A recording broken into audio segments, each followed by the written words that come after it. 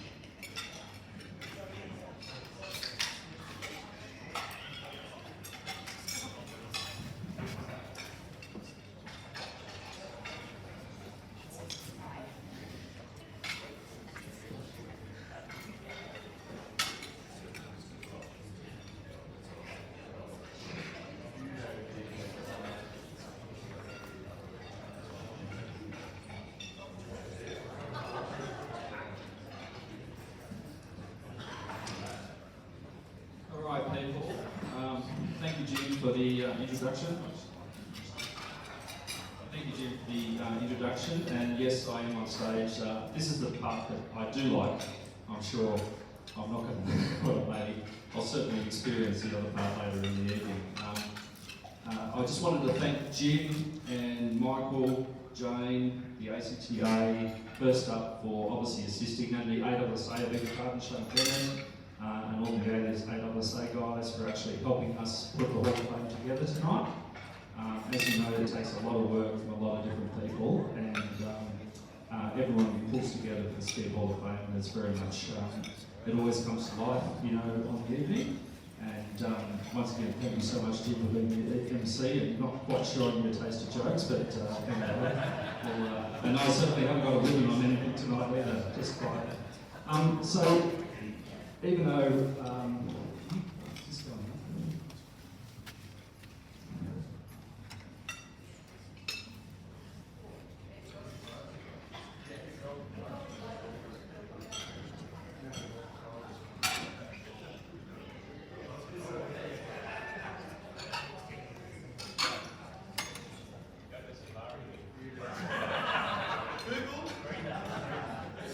where's Siri when you need it?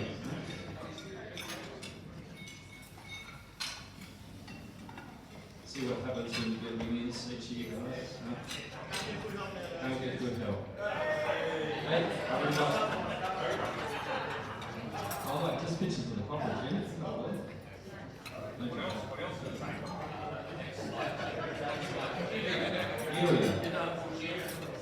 You're in the wrong slope.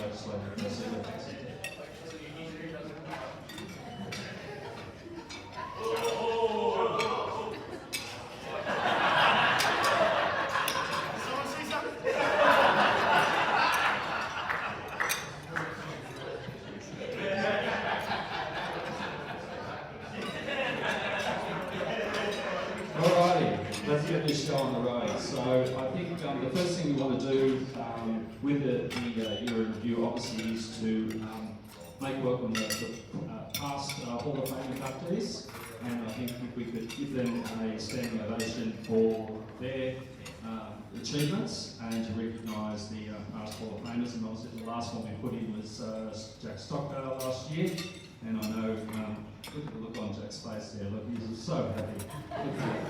We're in the green jacket, so if we can put our hands together for to celebrate the 15 years of the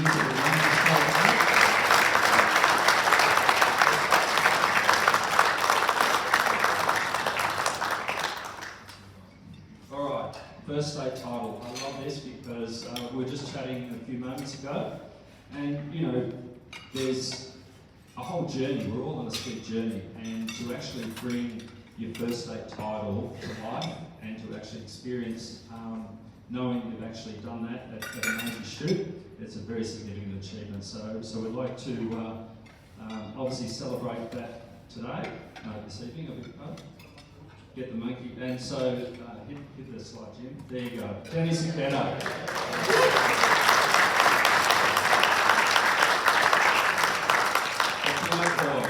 out boy. And it was very hot in South Australia. It was windy, it was hot, and Harry Bader was winning everything. And you also had the best girl at the shoot too, lucky guy. So congratulations, Eddie, well done.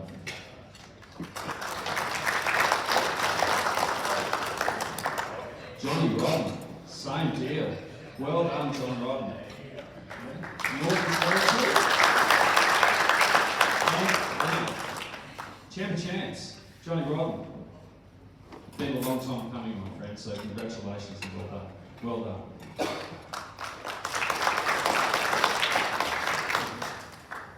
Robbie Wiley.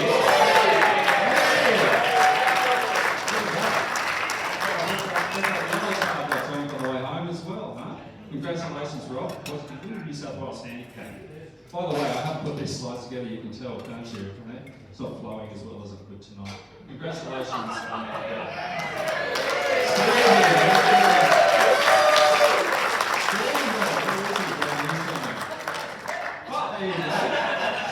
Stand up, fella.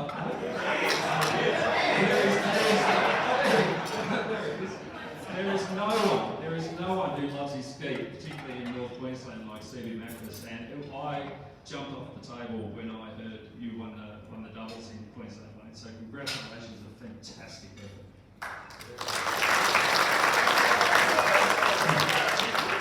Now this one's a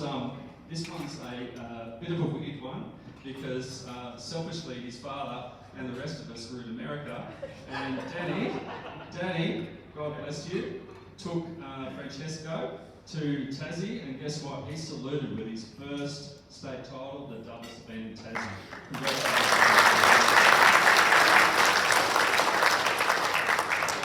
Your father was over the moon, I can assure you. I think he had 2 hamburgers that night instead of 1.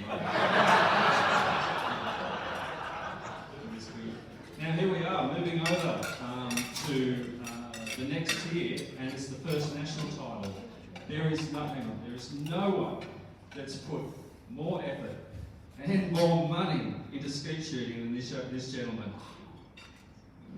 Shane O'Brien.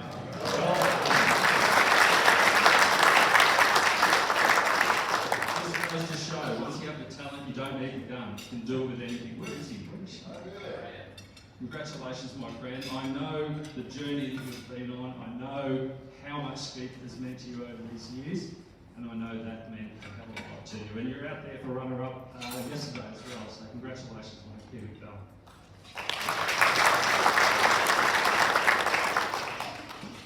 Oh, what a bunch of likely people up here, mate. What I wanted to... Andy, you're representing the Kiwis tonight. Andy, where's Andy? Look, he's hiding already. What's going on with Richie? He didn't do a high run. The Australians batted up, but they had all their 410 tubes in and everything to get this score. And obviously the Australians saluted. And Mark Rosenberg was his first time in the team. Congratulations, my man. Well done for that. Paulie, where are you? Paulie? There you go, hiding. Oh yeah, you're next to the pretty girl, that'll be right, yeah.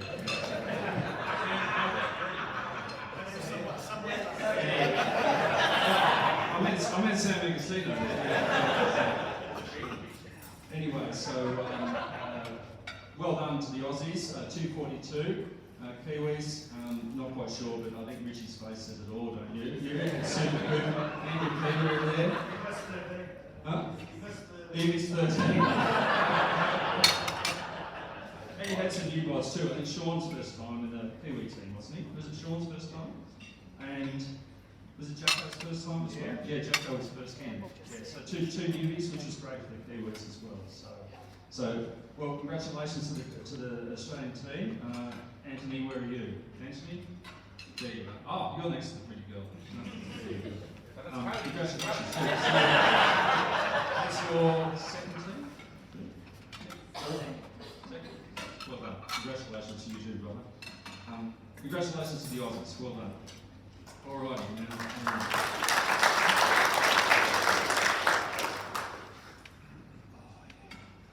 You can tell I haven't put these slides together. I've got no flow tonight.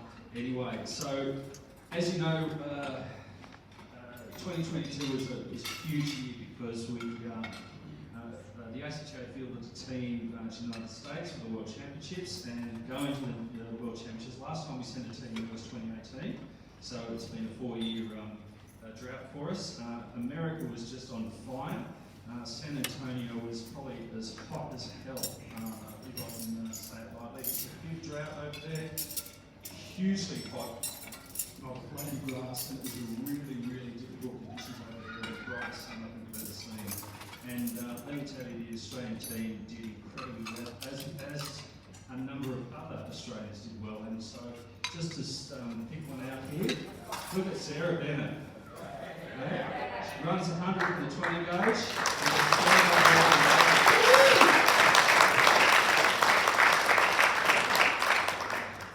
Sarah's wife Shane was really good.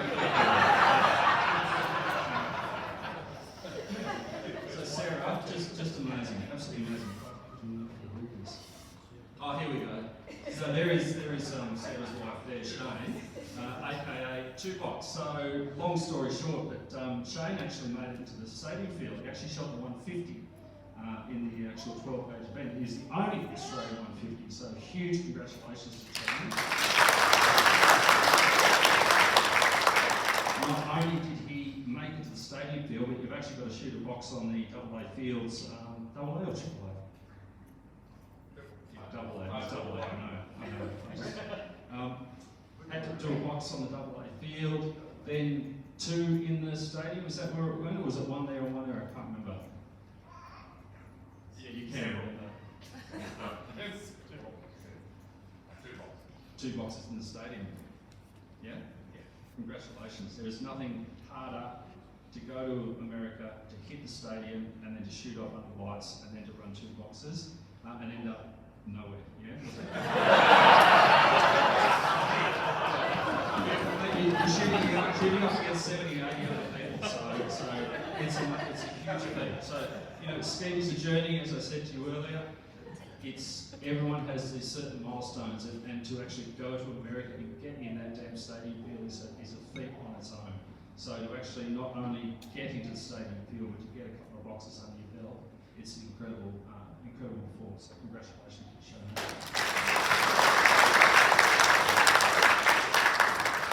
Another one, to be honest, we've got young Mr. Saliba down here.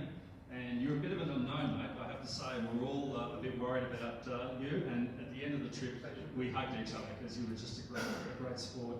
And Saliba, Paulie, you just did a great job. You shot like an absolute train, and Paul shot the lead off, which is a very difficult thing to do.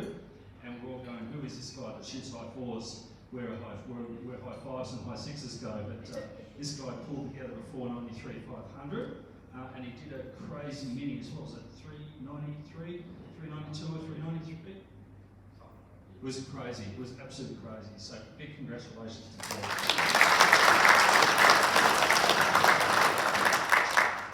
And of course, Michael Butterwick. Michael Butterwick, this guy was seriously on fire. He had a job to do, a mission to do, and he really did himself proud over there. And it's one thing that I learnt about that competitive spirit in America, and it was once again a lesson from Mr. Buddy. And we'd finished shooting at about 4 o'clock in the afternoon. Harry and I think, had about 13 mil of lights at that time. And Michael was still out shooting off for 7th, 8th and 9th in AA or AAA grade in the overall. And Harry and I, we sat together and we were solving the world's problems as usual, Harry. Yep. And what taught me though is that Michael was shooting off with Houston Desertels and Riley Chaddock, both world champions. And those 3 guys, it mattered that they were going to finish 7th, 8th or 9th in their grade. It actually mattered. And it mattered to Michael, and that's the difference, guys. That is the difference in the World Championships, when you're shooting off, when everyone's packed up and gone home, with 2 other World Championships for those last places in AAA grade. So a real testament to you, Mick, on that.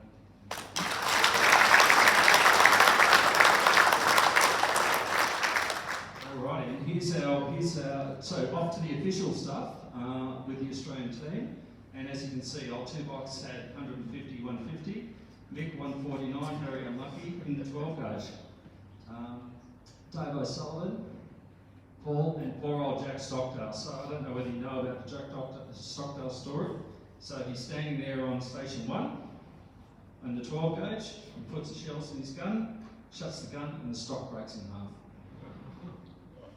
He's been sent all the way to America by the Australian Clay Targets Association to shoot the 12 gauge World Championship. And the very first, he hasn't even fired a shot, and the gun breaks on the pad. And it was so much stress we've seen in a long time. What on earth do we do? What on earth do we do? The referees were absolutely amazing. We asked the referee how much time do we have to get it fixed, and he just said, as much as you want. As long as you want, you do it. And anyway, so cut a long story short, Jack picked up for the first time. You think you shot my gun, didn't you? Is it mine? Oh, that would have been awesome. It was awesome. Your yellow girl, she shot some targets, as you know. No. So, just to finish the story, so Jack uses my old 30-year-old Krieghoff and shoots a 73? The 3? 73? What did you shoot? 72? 73? With it? Just out of the blue. Just absolutely nails it. And then we spent the whole afternoon trying to get his gun fixed by half a dozen different gunsmiths all over the place, and we couldn't. And so I think he shot the day 2 with, I think, Jono. Where were you, Jono? Jono's gun, wasn't it? Jono tried to help us as well, and Jack shot the second 75 on the next day with Jono's gun. So a 146 out of 150 with two guns that he's never shot before. It's an incredible effort. This guy is going to go on.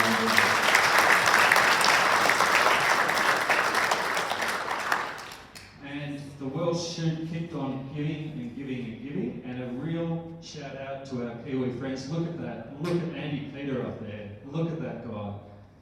12 gauge West. So Andy Peter wants the 12 gauge West. So 700 competitors, about 70 odd straights, Andy. And Andy's the last man standing in the shoot-off field. Absolutely unbelievable. So big, huge congratulations. That's half the World Championship. It's half the World Championship. And then the very next day, or is it actually the day before, I beg your pardon, the day before, Mason, who would have been so good to have Mason here today, comes out, shoots his first 100 in the 410, a bit like me today, just while cracking. Shoots his first 100 in the 410, goes into a shoot-off, under lights, in the stadium field, and wins it. Absolutely unbelievable. There was certainly one very, very happy man, which was Mason Reid that year, that day. Here we go. All right, so we've just spoken a lot about fantastic stuff that's happened in the Skeet year last year, but as we all know, we've got a history of Shane. And the very first person that brings Shane to the Skeet shooting fraternity is Ben Walker. As you know, you've all seen this slide before, and I just want to remind everyone that Glenn Walker did do the impossible, and he should be recognised for it, and he should have the accolades. He's the only AA grader to miss a target in the handicap and still win it. Do the mathematics, that's all I say. Do the mathematics. Right? And I know Glenn is as proud as ever. It's never going to get done again, my friend, you know that. Never. Anyway. And of course, who can never forget Shane Bennett's first trip to America? Right? But it also gets better. The two-man team, I think the two-man team that we put together in Tasmania, I don't know my poor wife.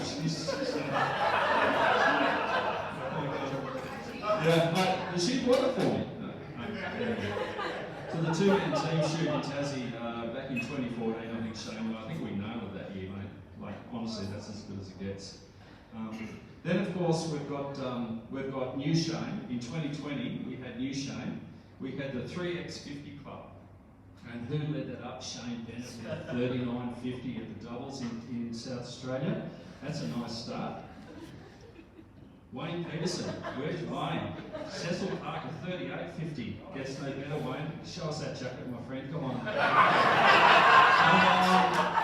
He's got his Australian jacket there and a 38.50 under his belt. And now Jack, he's got a green jacket. He puts a 36.50 together at Currambara. This is the hardest ground ever to shoot on, by the way, so I'll give him that. And then another sneaky green jacket success story from Craig O'Neill. 32.50 in Townsville. We'll give you that it was a 28 gauge, and it was Townsville, but Craig, you know, what can I say? What can I say? And then of course my good self, I've got no green jacket, maybe a couple of hours time I will, but you know, I haven't got one now. And of course, night doubles, Cam Gardner, you rigged this wherever you are. 30.50 at Currambara. Was it a month after I won the high gun here? 30.50, so that's class. That's class. And then of course Tim Stockdale, and it's not fair because he's not here tonight, but he did get the applause last year for his 20 out of 50. And a very honourable mention to a young bloke there called Sam McCurry, but we're not hurrying, but was it 28.50? 27.50 was in the next one as well. So anyway, and listen, before we go on to our next slide, I just want everyone to know I did not do these slides. That's why it's a bit funky tonight. Jim's doing his best, and we're not taking any more jokes. So Jim, don't put it up yet. God, this is really bad, guys. Really, really bad. But you know what? The ASA's been doing a lot of work out there for the Skeet shooters, and there was a lot of pressure about changing the date from May back to March, and we're all going, oh, it's all about the weather, it's all, you know, we want to shoot in the heat, and, you know, it's too cold in May, and then the other thing too is we want all the trap shooters to come here, which is, you know, that's completely understandable, but sometimes you've just got to read between the lines, and you really want to see these senior people within our associate level, within the ASA, they're making slightly different decisions. There is another event happening this weekend, in case anyone didn't. And we'll just see the outfits required to attend that outfit. There it is, ladies and gentlemen. There it is. There it is. There's no green jacket there. There's no green jacket at all there.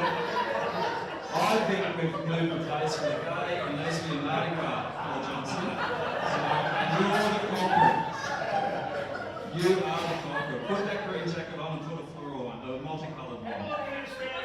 I know, Lee Roberts is next to you, mate. And he's the most manly of mans as well. He put you up to it, didn't he? Anyway, so there it is. So the timeline of shame, ladies and gentlemen, keeps on growing each year. Paul Johnson, you're the leading member at the moment with the... how much is the ticket? I hope it's not more than the Hall of Fame for a ticket. Taking the caravan down the main street there, you know, the booty shorts on and stuff as well. Here's Mardi Gras, we know that. So Mardi Gras will reign, that is for sure. Alright, so thank you, ladies and gentlemen, that was the year in review, and we will now move on to the video, and we'll like to introduce that. Thank you, everyone.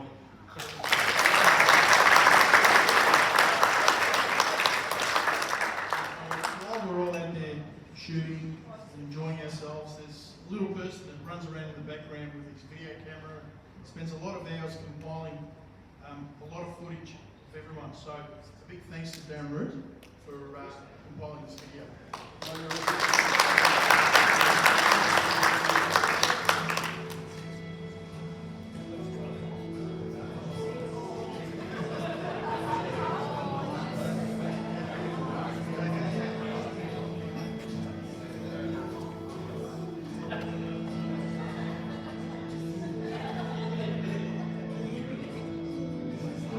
Especially people change, how many lives are living strange.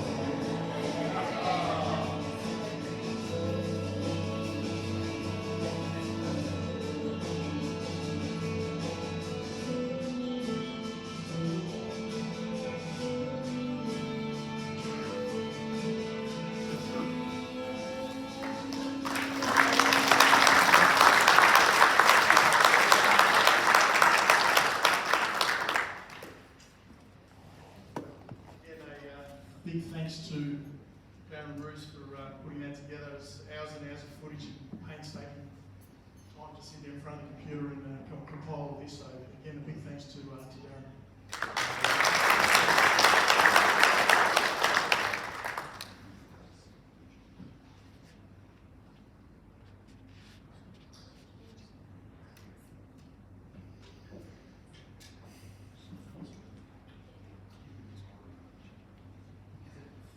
Okay, we'll get on to the Long Break Awards for this evening. If I can call up the stage the President of the ASSA, Nigel Hughes, who can present these awards.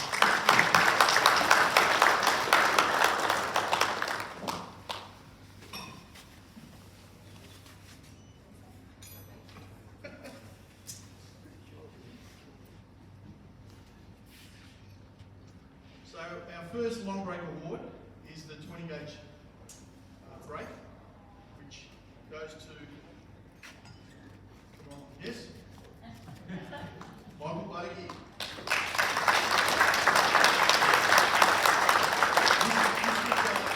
World Championships with a break of 190.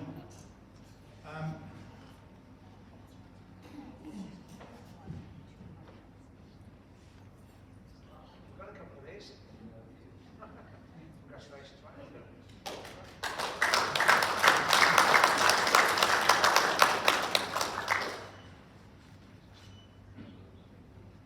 How many do you have? Actually, Saliba was very unlucky. Oh, sorry. That's all right, that's Yeah, it. he shot a 180, and I think you missed low 7 in the first box, and I missed low 3 in the first box, and that's how I ended up with 10 more than Saliba. Well done again. Tremendous effort.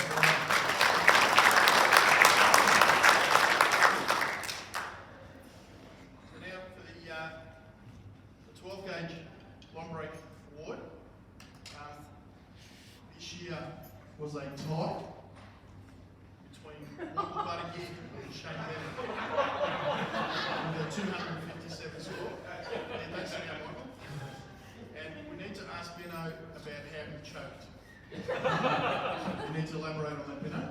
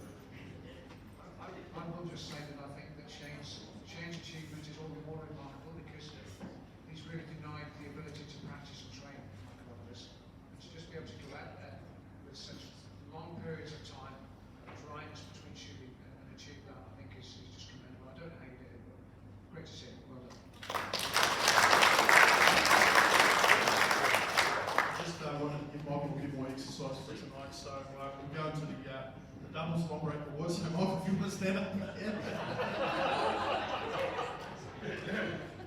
So Michael shot a 269 long break at Bairnsdale, and believe it or not, with no cones. So to everyone that said he used the cones last time, well, he bettered it even more. So congratulations, Mike.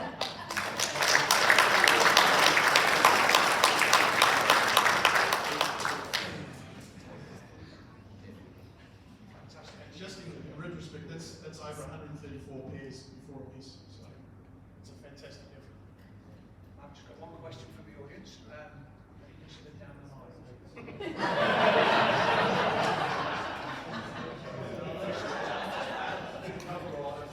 Not me, obviously.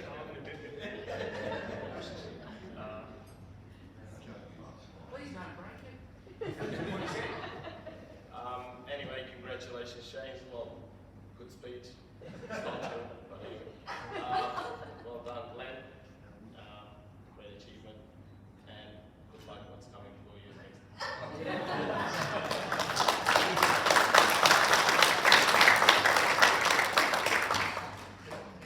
Thank you, Nigel.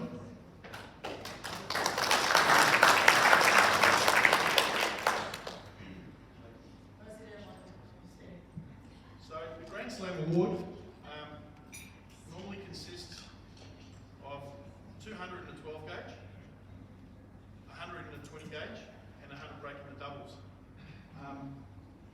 So this year there's no recipient, but we've got a list of the past recipients.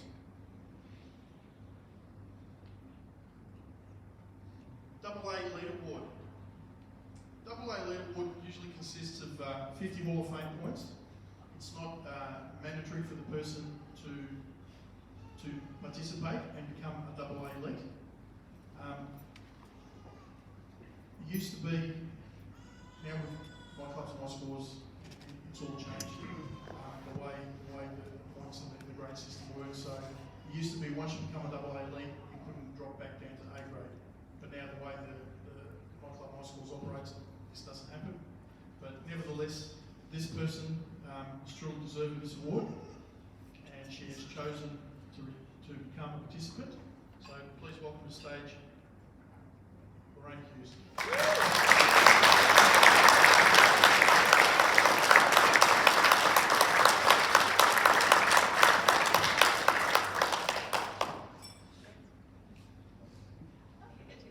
Yes, have to. She complains that I never get any jewellery.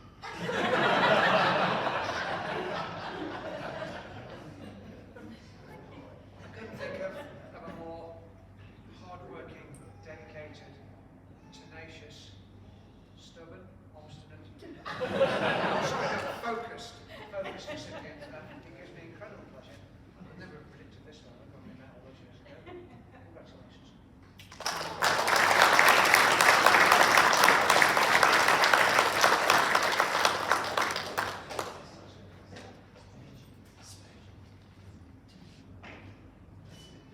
Congratulations, Lorraine.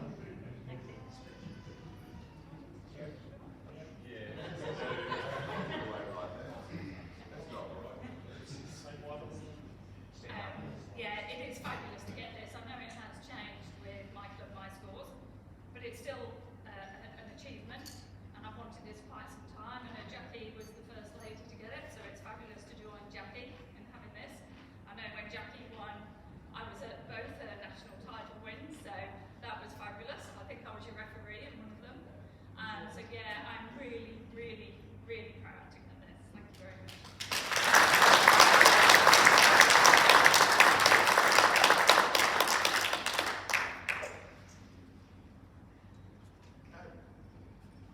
Adrian Cousins Medal. Generally, this award goes to the shooter who's accrued the most points throughout the last year.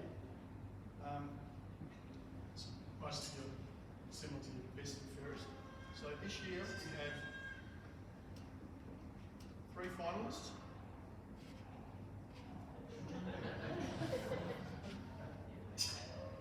So they've accumulated accumulated a total of 60 points. Won the Victorian 12 gauge, Victorian champs, South Australian 28 gauge, Australian 20 gauge, the New Zealand 410, New Zealand 20 gauge runner-up, and New Zealand high gun. And that's a lot of wins. That's a fantastic achievement in 12 months of shooting. So congratulations.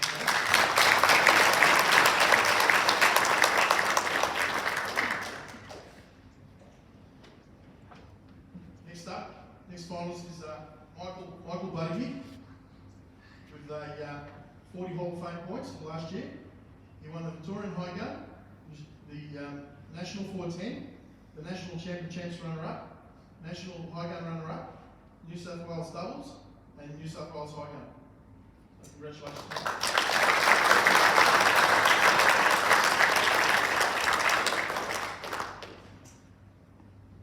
Our next finalist, Jack Stockdale, who accrued a total of 80 Hall of Fame points, winning the Victorian Handicap, the Victorian 20 gauge, Australian 12 gauge, Australian doubles, and Australian high gun.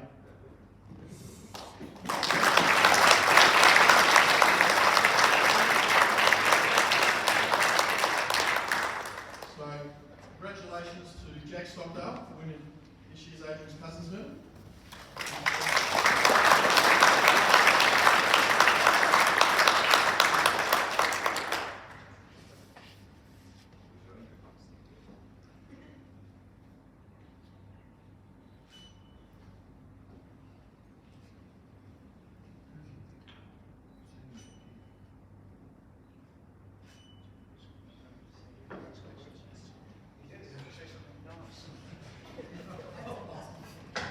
Well done to the other lads up here on having a great year. Congratulations to Clarke on your induction into the Hall of Fame, and good luck to everyone for the rest of the week. Cheers.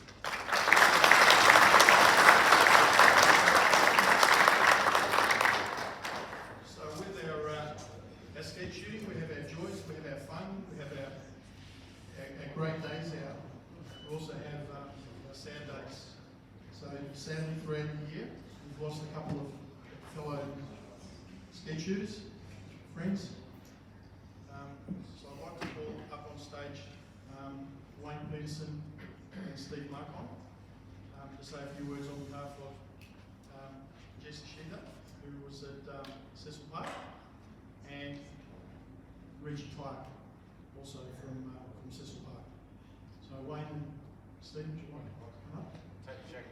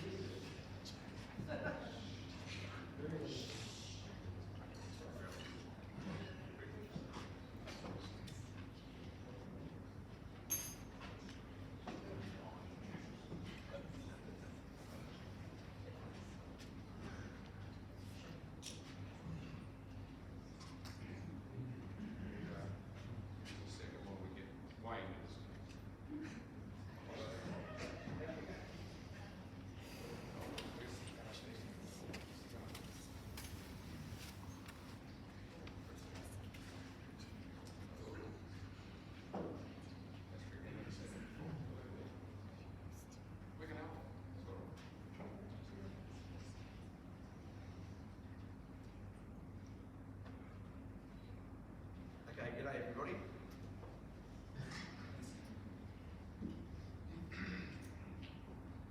Please bear with both of us if we become emotional, as these boys did play a large part in our love for the sport. Also, please don't be offended if we start laughing, because we've had a bet with each other who will cry first. So close then, right? You all heard the vibration. I think I'm going to win hands down. Reg passed away early January 2023 at the age of 96, and is survived by his wife Jean and extended family. Reg won the second ever 12-gauge national title in 1971. As he walked off the layout complaining that he dropped the bird, finishing with a 49, past Cuzzo, saying, "Well, that's the end of my day." No, said his 49 was equal top score. Shortly after, he was back on the layout where he promptly took out the title and a shoot off. He was never one to give a second chance. That was the first of many wins, ultimately leading him to becoming the first inaugural Skeet Hall of Fame inductee. That win also marked the end of his professional life. On his return home, he declared to Jeannie's wife he was moving to a new era and that he was retiring to become a professional skeet shooter. Sure enough, and true to his word, he went to work on the Monday morning to clear out his desk and begin his skeet shooting journey around the country with Jeannie in tow. Reg was known for his unwavering support of all shooters, regardless of their ability, myself included. A little known fact of the time was that he even offered to help Cuzzo, hoping that with a little direction, he may be able to get himself out of secret. Reg and Jean were regular fixtures at most shoots throughout the country, with Reg winning most events and Jean running the kitchen, providing cakes to all and sundry. Reg would have been about 85 when he and I were destined to shoot off, having pulled together a 99 in a monthly Cecil Park competition. As he was shuffling out to the layout, dragging his miracle, carrying his walking stick, he asked me if I'd take pity on an old man by taking it easy on him. My response was simple: no way, you old bastard. I'm going to grind you in. He just smiled at me and said, "That's all right, son. Don't give them away." As it turns out, he got right on. I was lucky enough to be at Cecil Park when Reg was there to celebrate his 90th birthday. That's the other one.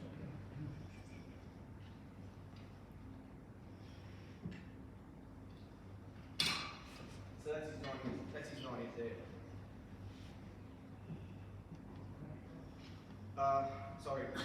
To celebrate his 90th birthday with some shooting friends, Jesse being one of those. After devouring most of the cake, as you can see the cake's in front of him there, he ambled out to the layout where he effortlessly dispatched his last 25 targets he ever shot, choosing to spend the rest of the afternoon critiquing the rest of us.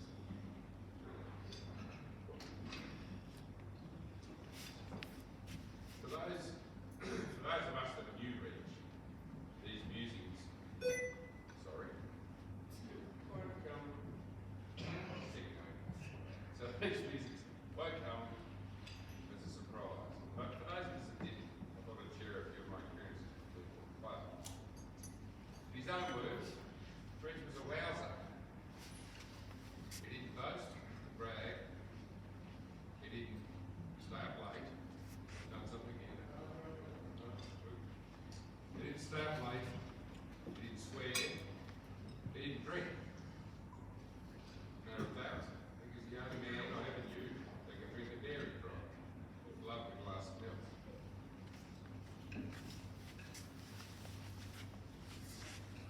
Reg was a gentleman of the sport, but he was also crazy about motocross, of all things. And an accomplished rider at that. Extremely committed, focused, always in good spirits, with a great sense of humour, softly spoken, never took a duck step. As a competitor, he was as fierce as you could ever come across, with the ability to manage.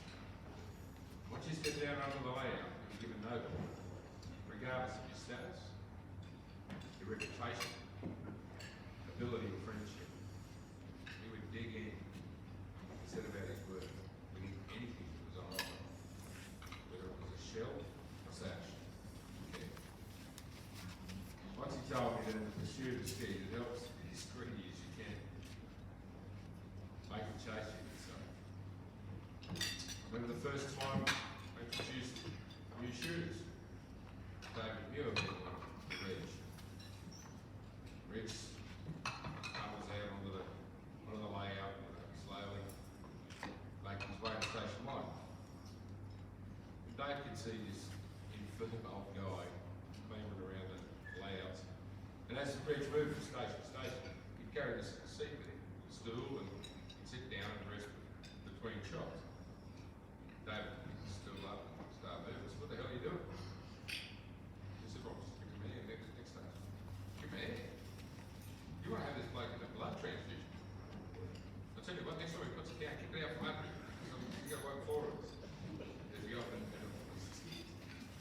amazing shot. Reg was extremely generous, parting his knowledge of Skeet and would happily take anyone who wanted to learn. Always handing out little pearls of wisdom along the way. Once he told me that I hope to make a small fortune from skeet shooting or start a large one. Pretty good advice to stand strict today. He said to be guns are tools, and as such they should fit as close to perfect as they can. You've never seen an uglier gun than Reg's gun. He looked like a drop meat pipe on a driver. He was rubbish. The man could make him sick. Whenever you cracked one in half, shook your head. Say, don't worry, son. We counted. We don't drop it. You're just lucky for me, frankly. You'd often hear him say, you missed before you called.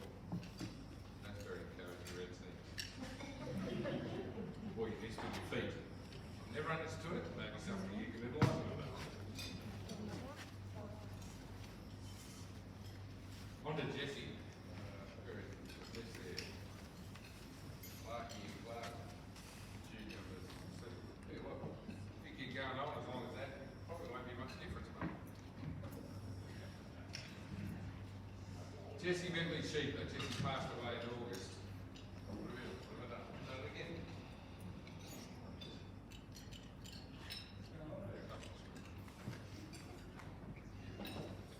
Jesse Bentley Sheep passed away in August 2022 and survived by his wife Lorraine and his two children, Stephen and Nicole. Jess was a long-time member of the Cecil Parkway Token Club and the Hawkesbury Gun Club before that as a kid. Probably do remember that. Jess could always be found on the traps whenever they were open for a shoot. Never passed up a chance to shoot, spent some time throwing lead down the barrel. Jess, with a boyish curiosity, maintained right to the end that he displayed in a great sense of humour. And if on occasion he was undone by some silly sort of mistake, he'd say, "What are you thinking, you silly old bastard?" And he quickly replied, "Hey, enough of the old." Just shy of his 76th birthday, come over to me once, wished me happy birthday for my 50th, and asked me how I felt. Big 5-0. I said, it feels a little weird being the same age as old people. To which he replied, "You tell me, mate." This was a great conversation, which by default made him a great listener. He was always open to different opinions on one topic or another, and held respect for everyone's right to their own. Another great quality that he possessed was his willingness to share as much as he could about shooting Skeet in particular, to newcomers and anyone looking to learn more about the game that he loved. I imagine that appeals to his strong sense of equality and fairness. Someone said to me that in this game, you can stand shoulder to shoulder with doctors, mechanics, lawyers, landscapers, bricklayers, engineers, surgeons, CEOs, or bus drivers. To which I replied in comments. Just a long and distinguished career in the New Bus Boys Force. Eliciting a cheeky smile from Jess. He loved skeet shooting, and he loved camaraderie shooting. Always eager to greet you with a smile and always eager to shoot a box. Sorely missed. Wayne, you wanna-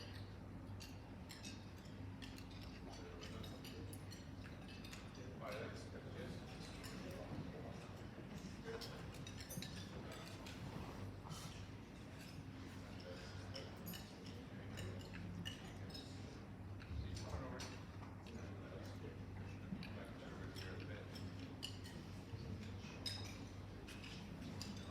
After Jess's passing, I was approached by the family to help sort out his affairs in relationship to his firearms and shooting paraphernalia.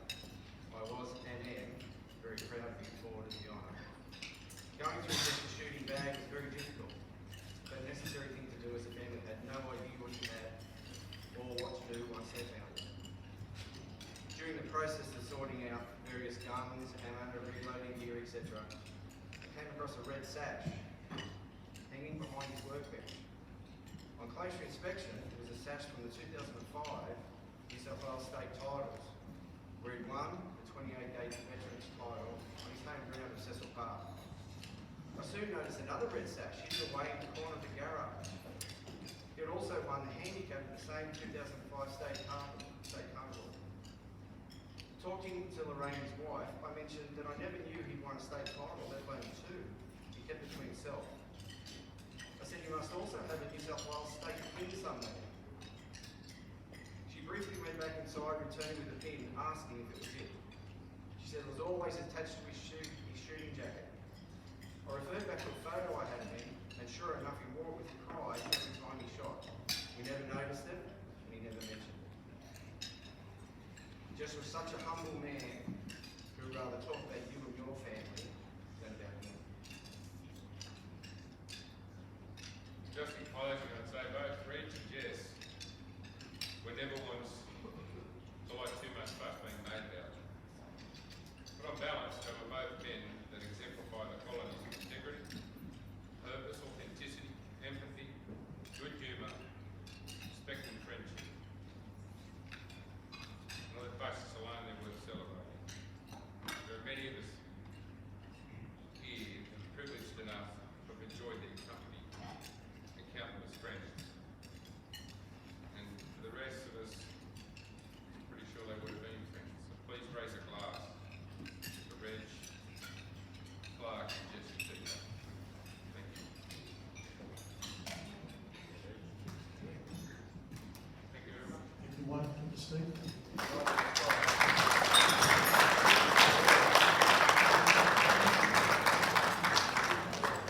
Okay, while dessert's being served, we'll have a quick little break, and then we'll get into the fun part of the night. Glenn, time to go to the floor.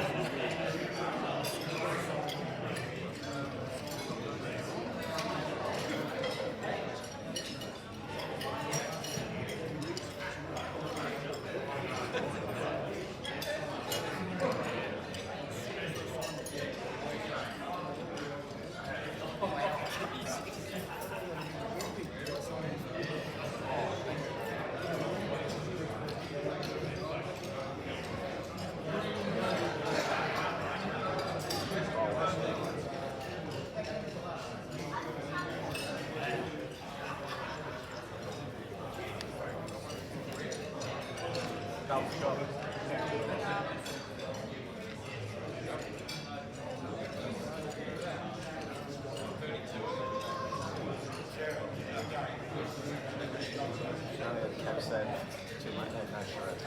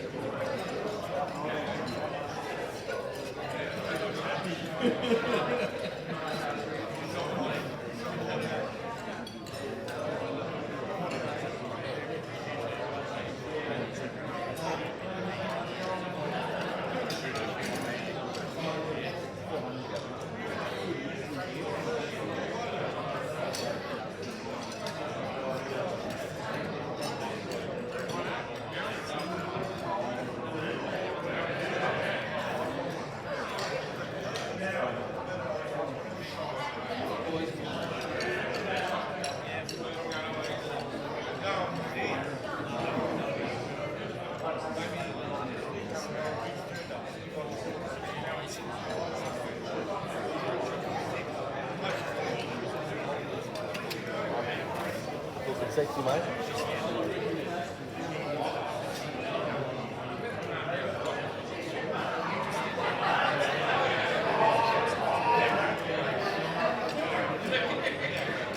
Just as you call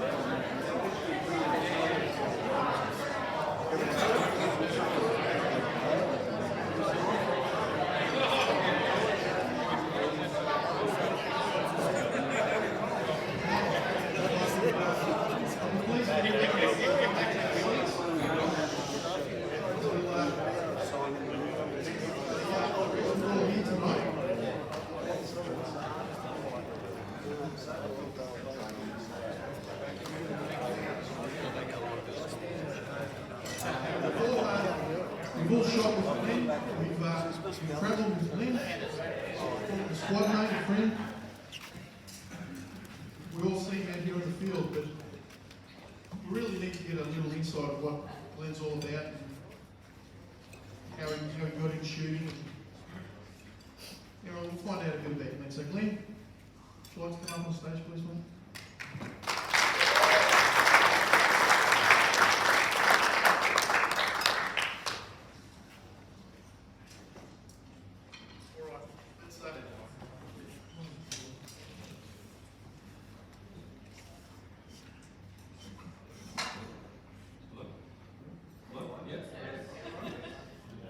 Just checking.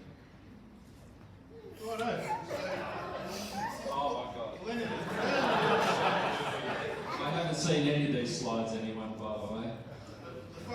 this photo here, Buddy says that's a huge head. And a big neck to hold it up as well. That's me and Buddy Geek juniors, isn't it? Two million juniors. So, Clarke, where were you born? Actually, I was born on the Richmond Air Force Base in New South Wales. My father was in the RAF. Yes. Ah, perfect segue, Jim. Well done.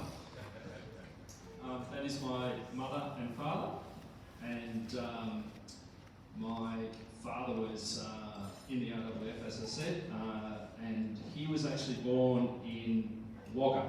So my father was actually born in one of the streets. I can't remember the name of the street at the moment, but he was a Wagga boy, and he went to military flight school at Uranquinty when there was an airfield out there.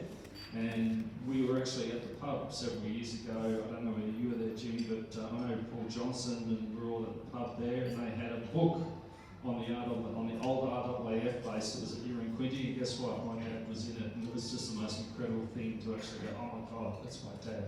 But my father's claim to fame was he was the chief pilot that brought in the C-130 Hercules in the late 50s. And he trained all of the Australian Air Force pilots to be proficient in the C-130 Hercules, and he got the Air Force Cross for it. So it's big shoes to follow. That's for sure. So did you move around a lot? Yes, I grew up at. I was born at Richmond, but I mainly grew up at Sale Air Force Base. So we'll continue on now with your. First time you picked up a gun?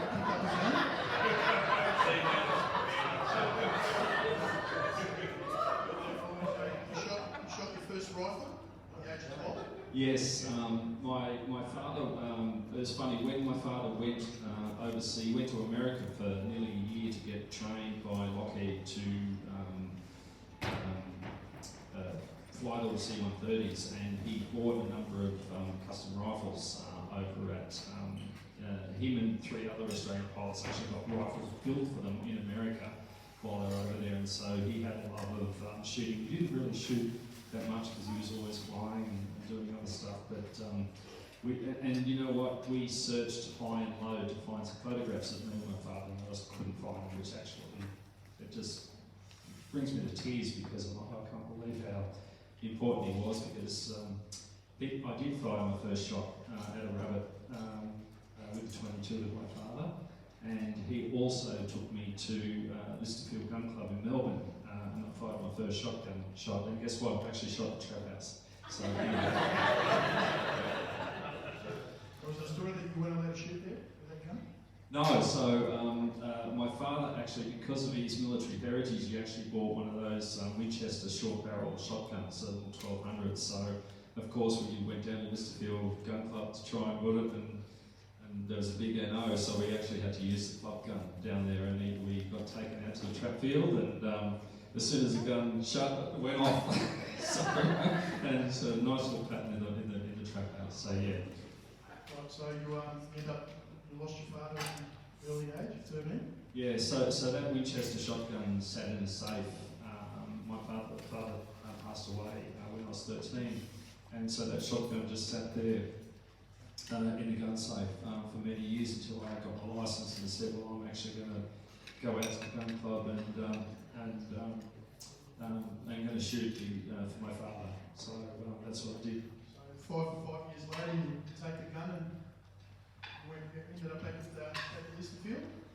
Back to Listerfield, absolutely. And guess what? I still couldn't shoot it at Listerfield, so I actually had to. I went into Miles gun shop and put it on the counter and said I need a long barrel for it. So they actually got a long barrel and stuck a long barrel on it. And so then I went down to Listerfield, my Winchester 1200 pump gun. And can you tell us how you got into shooting how to shoot? Well, yeah, it's funny. So Listerfield in Melbourne was essentially a field and game club, and it had 3 skeet grounds, and a 4th one was an ISU skeet ground. So once we started shooting, I started shooting trap a little bit, and then after 1 or 2 rounds of trap, I went, oh my god, I'm not going to do this. So I went down and shot skeet, and wow, that was it. My first skeet target. But then when we got proficient, at shooting skeet, I ended up meeting a couple of guys down there, my friend Brett Peters and Benja Dennis, and they were the hot shots. They were the guys to beat down at Listerfield, and they were on the ISU skeet ground. So I went down the ISU skeet ground, but I realised that I couldn't shoot ISU skeet with a Winchester pump gun. So there was a new gun that I had to get for that. All right. So in 1985, you joined the club there, and you shot your first club comp. Yeah, so I was talking to Gil. Is Gil here somewhere? Is Gil still? Stand up, Gil. Oh, you are. Sorry. Thank you. I was saying to Gil this afternoon. Sorry, Gil. I know you. That I'm wearing the Victorian Hall of Fame jacket tonight, and I actually wanted to be inducted at Melbourne Gun Club because when we were at Listerfield Gun Club and we're shooting, we thought, well, hot shots. Well, all the old timers at Listerfield said, well, if you really want to get in there with the big guns, you've got to go to Melbourne. You've just got to go to Melbourne. So that's where all the top shooters were. And we thought we were pretty good because we'd shoot a 21 or a 22 or something on the ISU ground. So off to Melbourne Gun Club we went, and boy, that was a huge eye-opener for me. Obviously I shot my first competition target at Melbourne Gun Club. I shot my first nationals at Melbourne Gun Club in 1985, by the way. I was going to say something. We would shoot ISU skeet on the practice fields in the morning, and then we'd knock up and shoot the American skeet competition in the afternoon. And the very first time I shot American skeet, I was in squad 21 on a Saturday afternoon at Melbourne Gun Club. So it was quite amazing. You want to tell us about your first junior team? Oh yes. Oh god, I haven't seen these slides anyone, so please forgive the back.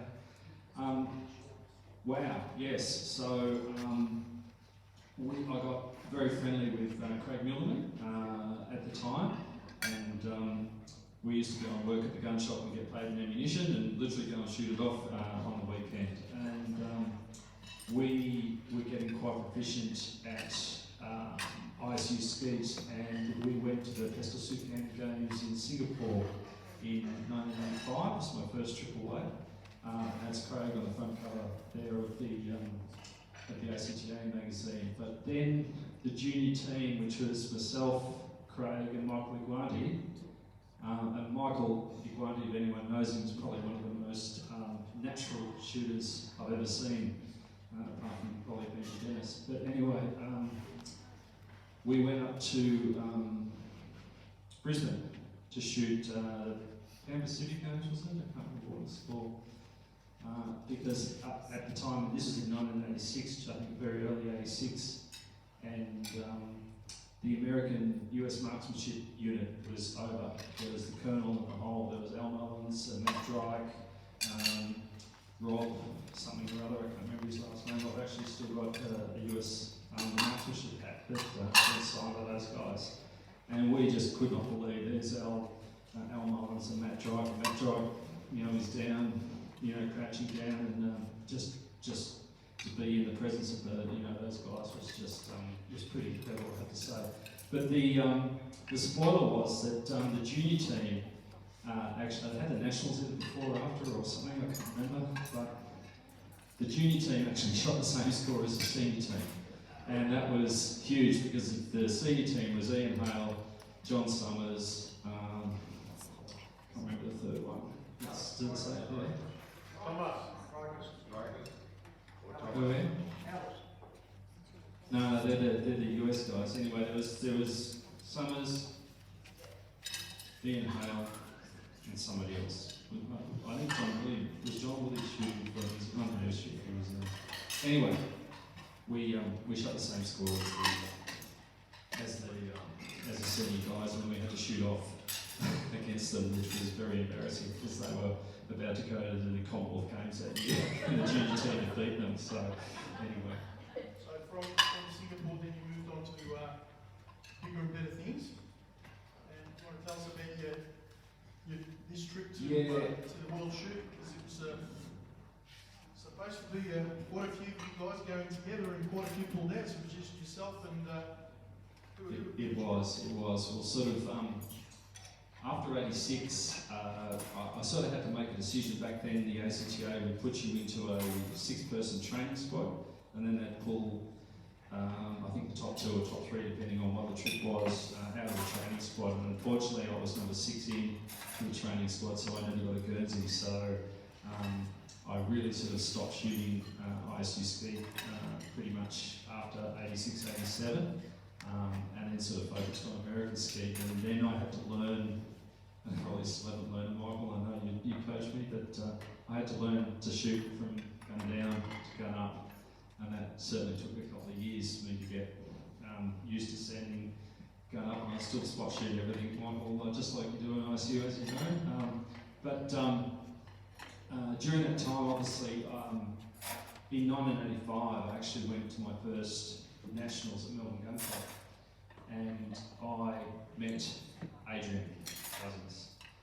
And at that time, Adrian had just won the high roll at the nationals in '85, and he'd also shot the Australian long break at 518.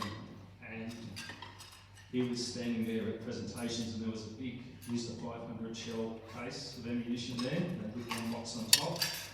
And Adrian put his hand on that and said, "Oh my God, I can't believe I've shot all of those off without a miss." And I was this young guy just going, "Oh my God, I want some of that, I want some of that." So Adrian really was, I guess, my shining light to actually go and shoot more at American Skeet. And so that's what we did. So we started shooting American Skeet, and we'd go to Melbourne Gun Club on a Saturday afternoon and try and duke it up with all the big guys, because the big guys were still shooting ISU Skeet in the morning and American Skeet in the afternoon. And I remember I went out for 9 consecutive weekends. I shot a 99 out of 100 and didn't win a thing. So it was tough to beat anyone at Melbourne Gun Club. Anyway, cut a long story short, through Adrian was really doing a lot with America, and he kept on telling us about America. And particularly when he came back from his '88 trip, and I think, was it 88 or 89, right? Because when did you get your Krieghoffs? 88? 87. Adrian came home. Actually, I didn't see you in '87, I saw you in '88. So my time in '88, Adrian's come home in his big yellow K80, and I was just, oh my God, because everyone was shooting Brownings and so forth at the time, and the K80 was just this stuff that the Americans did, and they were crazy and all that type of stuff. There was a lot of negativity around the old Krieghoffs, and so I said, right, I'm going to go to America, I'm going to buy a Krieghoff, and I'm going to go to the World Shoot. So I did. So 1990 was that year. Oh, there you go. And I made an appointment with Robert Paxton, and I flew over to Robert Paxton's shop in Dallas, and I bought a K80 right then and right there. And I've been friends with Robert Paxton ever since, and I was wearing a Robert Paxton t-shirt today. So, and I bought my K80, and I joined the club. So I joined the family, joined the club, and I've had that gun and shot it since 1990. Well, so, you nearly had that gun, didn't you? Because you nearly lost it at the airport. What happened? Do you want to oh my God, yeah. So, pay for it? no, so I've gone to Robert Paxton's shop in Dallas, and he's given me the K80, and I said, right, we're going to go down to the US Open in Waco. we didn't realise at the time of Waco you could like drive there in an hour and a half or 2 hours. We actually booked a flight, so we trundled down to the airport, checked the K80 in to the airline, got on the plane. I even saw the gun case sitting there because it was one of the small propeller planes. Landed at Waco Airport, got off the plane, no K80. So here I was. 10,000 miles away from home. I hadn't paid for this very, very expensive gun at the time, and I lost it before I even shot it. So it was a bad 24 hours before I got it, that's for sure. Right, so moving on. So you've got the K80 and you make your first Macintosh team in 1991. Yeah, and boy, are there some faces there. That is incredible, seeing all of those people. I'm sitting next to Alex Krickus. That's who the other team member was. It was Krickus. There you go. Just remember that it was Alex Krickus there. This gentleman and Cole Bird, both deceased now. So I don't know whether anyone knows about the story about Cole Bird here, that he was a builder and he was contracted by the ACTA to build the office building, and they found him there, he passed away one night. Just didn't wake up. He was camping there overnight whilst he was building the thing, and he'd actually won the national 12-gauge title in 1999. He won that right. I think did he beat you, Cuz? I think it was. He won it in 1999 out here with that big old 32-inch branding that he used to have. And a big old truck gun that he had. And then he was contracted to build the building, and yeah, he passed away. And the year before, in 1998, John Withers won the 12-gauge national title in WA and passed away 6 months later. So we had two national champions in 2 consecutive years that actually passed away. No one wanted to win in 2000. So yeah. No one wanted to win in 2000. No, it was a bit of somber year, I have to say, wasn't it? But there's some incredible talent there. Shalepi's there, Hall of Famer, Paul Johnson's there, Dave Dundon should be in the Hall of Fame, but he's not. There's Brian Thompson over in the corner, that's Grandpa up there. It's one of the Seedy brothers, isn't it? 2 Seedy brothers there. David Cunningham, who should be in as well. So some very significant talent in that team, and that was the very inaugural Macintosh team. So it was quite an honour for a very young Glenn Clarke there to actually be part of that. And for a young Clarke, we had quite a few of your crew in those early days. You want to collaborate with some of your crewmates here? Look at Mal. Look at him. Where's Shalette? Mal, we got Shalette. We got Samo there, and Richie was just on the FaceTiming. Thank you, Jane, because Richie Salmon's over in, was it Doha? He's in Doha at the moment, so he was just FaceTiming us before. But that's the crew. That's Craig Millerman, myself, Benny Dennis, and that was Peter Asher. And that's where I bought my Remington 1100 from, my first Remington 1100, so and you got to love it. And who have we got there? Yes, we've got my friend Brad, and is that... That's right. Who? I'll work for it. Yeah, you were there, Mel. Yeah. You were there. The 89 Skeet Nationals up here were amazing, and you'd come back from the 88 World Shoot, hadn't you? Yeah. That's the 88 World Shoot, yeah. So this is 89 Nationals, I think that's 93 New Zealand, that one. And around 92 was when you met your love. You want to tell us how you guys met? I don't know, I should get her up, huh? No good? I'm a speech, huh? Apparently there's a story behind how you guys met, so... Well, it involves very much a gentleman called Malcolm Briggs, that's for sure. So, not sure whether you know it or not, but Mel and I used to share a house together many moons ago. And we would go out on a Friday night, hunting, if you like. So, I actually had a neck back then, and I wasn't a bad little bloke. Probably about 40 kilos. And Mel was just a superstar. Mel was, anyway, so a friend of mine rang me up and he said, "Hey Clarke, have you been to the Botanical Hotel in Melbourne?" I said, "No, no." He goes, "The girls pinch you on the bum." I said, "No, God, it's bullshit. No, that's not going to happen." And he goes, "Go there, trust me." So anyway, 5 minutes later, Mal, Friday night, we go to the Botanical Hotel. There he is. Mal's always up for a nighttime out. Anyway, so we're sitting there having a few drinks on a Friday night, and the place was absolutely packed. And anyway, so we're having a drink and we're looking around, and then all of a sudden Mal goes, "Oh!" So, and guess what? It was one of my wife's girlfriends pinched Malcolm on the bum. So, there you go.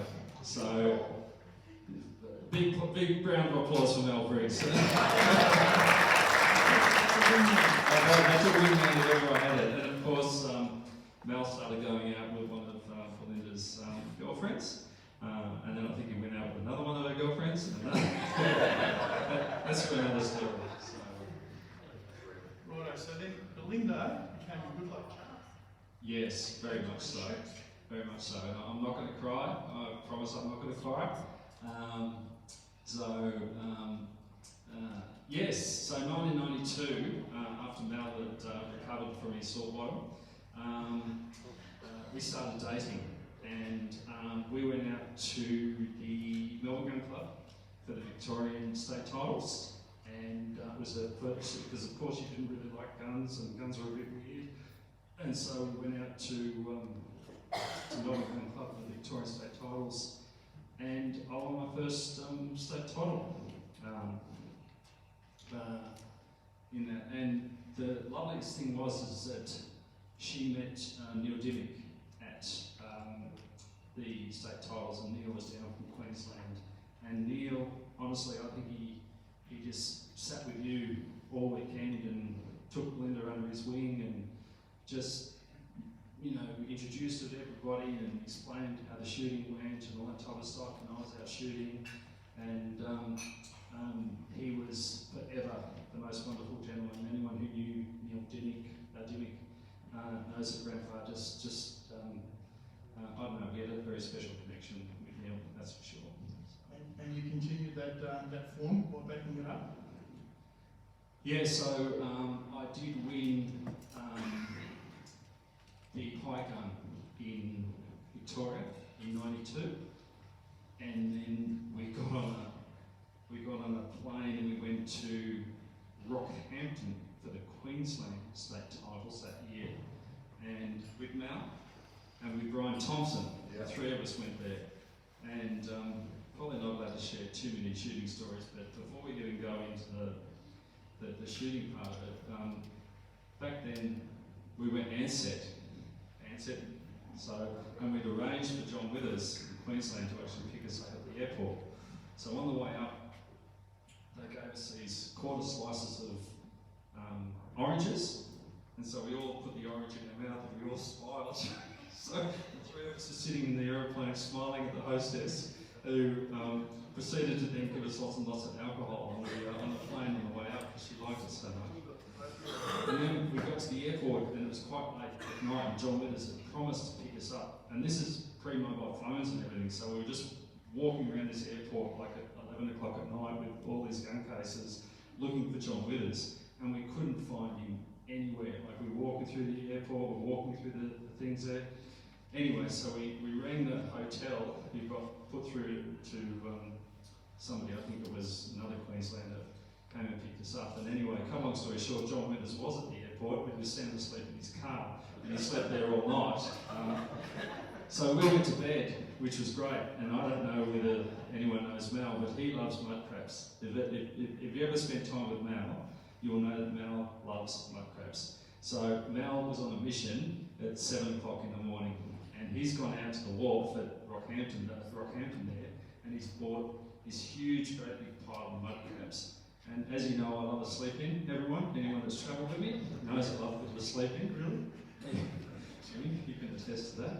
So anyway, I kept on dreaming, like clunk, clunk, clunk, clunk, da, da, da, da, clunk, clunk, clunk, clunk, clunk. I go, what is that? So anyway, I got up and I'm all sleepy and dreary, and there's Mal. Were you wearing shorts? Yes, I was. I was wearing shorts. It doesn't. A lot more spell back then as well, don't forget.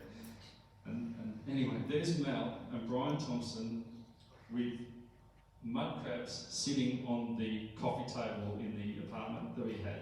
And they'd opened my K80 gun case and got the tube hammer out, and they're smashing the mud crabs with my tube hammer, right? And there's mud crab grease and goo all over that. And this is 7:30 in the morning, right? They're eating mud crabs and using my tube hammer to eat them. So anyway, So you end up winning the Queensland high gun? well, that was a bit contentious. Where's Shalebi? Is Shalebi here? Not here? Well, there's two stories of the Queensland high gun. Laurie's version and my version. And since Laurie's not here tonight, well, guess what? It's my version wins, yeah. So after that, you continued on to make your first league trophy team? Indeed. So this was really super duper important to me because it was funny. Now it's all about sort of individual shooting and so forth, but back then, making the team was the big deal. So if you actually made the team, that was the super big deal at the time. And so for me, you know, since my first nationals in 85, all of a sudden I'd actually made the Australian team, and they sent us down to Hamilton. This one was in Hamilton from memory. And as you can see, they actually sent a veterans team as well, because there's Christian Norden in the far right and Barney Rook. So there was Dave Cunningham, Tom O, myself and Shalebi. And then there was Barney and Christian in the veterans team. So that was an incredibly proud moment for me because I got my first Australia jacket. So that was huge. And I shot the 50 too. I remember shooting the 50. So that was a big year for you. So the next year was even bigger. Oh dear. Is that really good? That is me. Look, see, there's a neck. David Bowie sort of crossed. Yeah, it was. That was a good looking rooster. Belinda's alright too. Okay, so we'll talk about when the kids started coming along. Well, You had a break for a while after you got married, so you want to tell us what we yeah. So 94 was actually, 94, 95 was big years. We'd actually bought a farm together. Linda was very much into horses and competing horses. So we had a farm together. We got married in late 94, had a farm, we had a house, we had horses, and then all of a sudden, a couple of years later, we had children. So it was a very, very busy time for us. Three boys? Three boys, yes, three boys. Lachlan, Sam and Jamie. Had to read that because I couldn't remember it.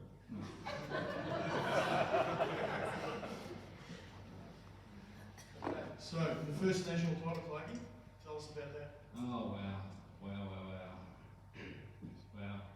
I'm glad Adrian's all the way over there because otherwise I'd tear up on this. I sort of said something about Shane tonight, is that sometimes you want something so bad that the more you want it, the more it sort of gets further and further away. And I did really want to win the national title. I just seen the success at Adrian. I mean, Adrian was always at the pinnacle, and I was lucky enough to shoot with Brian Thompson for many years. Mel, myself, Tomo, while Adrian was over, and just to watch talent like Brian Thompson, for example, how he controlled a target was quite incredible, and I just wanted to do something. But the more I wanted it, the more it eluded me. And this is 2010, wasn't it? Yeah. So What was the trophy named? right. So I just went out and shot 100 in the 20 gauge that day. That's all I did. I just went out and shot 100. And I remember just sitting on the old scoring chairs out here, and I was just sitting there and I was scoring. I just shot 100. I was just happy to shoot 100, and it was a 20 gauge. It's my favourite gauge. I was just shooting the 20. I just shot 100. I was happy. 1699s later, I was the one. I'd actually won the title and Scunner, all I'd done was shoot 100. And the beauty of it was, and you saw the earlier photo, is that John Withers' name is on that 20 gauge trophy, and that's part to do with Adrian and his relationship with John and my relationship with John as well. And we were so happy that, I don't know, I ask any of you to go and have a look at the 20 gauge trophy tomorrow, and you will see, I think the first 7 times it's been won was Adrian. Adrian was determined to win that trophy every year because it meant so much to himself. And because it's John Lennox trophy, it meant an incredible amount to me as well, because John had been so kind to us. He'd travel us around and let us stay at his home. He'd supply us with ammunition. He'd pick us up from the airport. He'd get Linda a bracelet that she still has. And so I did remember to say at the time, if I don't win another national title, I'm happy. I'm just happy with this one. And I genuinely mean that. It meant so much to you to have my name. I couldn't care about the 20 gauge, just to be on John Withers' trophy was the most important thing. And after getting married, having kids, having a little bit of a break. Yeah, no practice. You hadn't been overseas for a while, so in 2011. Oh, that was scary. That was scary. New Zealand trip. Michael, this is going to your territory, isn't it? Lovely photo of me in my pyjamas. Lovely photo of me about to give Lee Roberts a wet willy there, I think, with the finger. But the Skeet field, that was epic. And if I'm not mistaken, Jackie, was that the year you won the handicap? Where's Jack? Was that it was? Yeah, it was. It's just such a huge trip.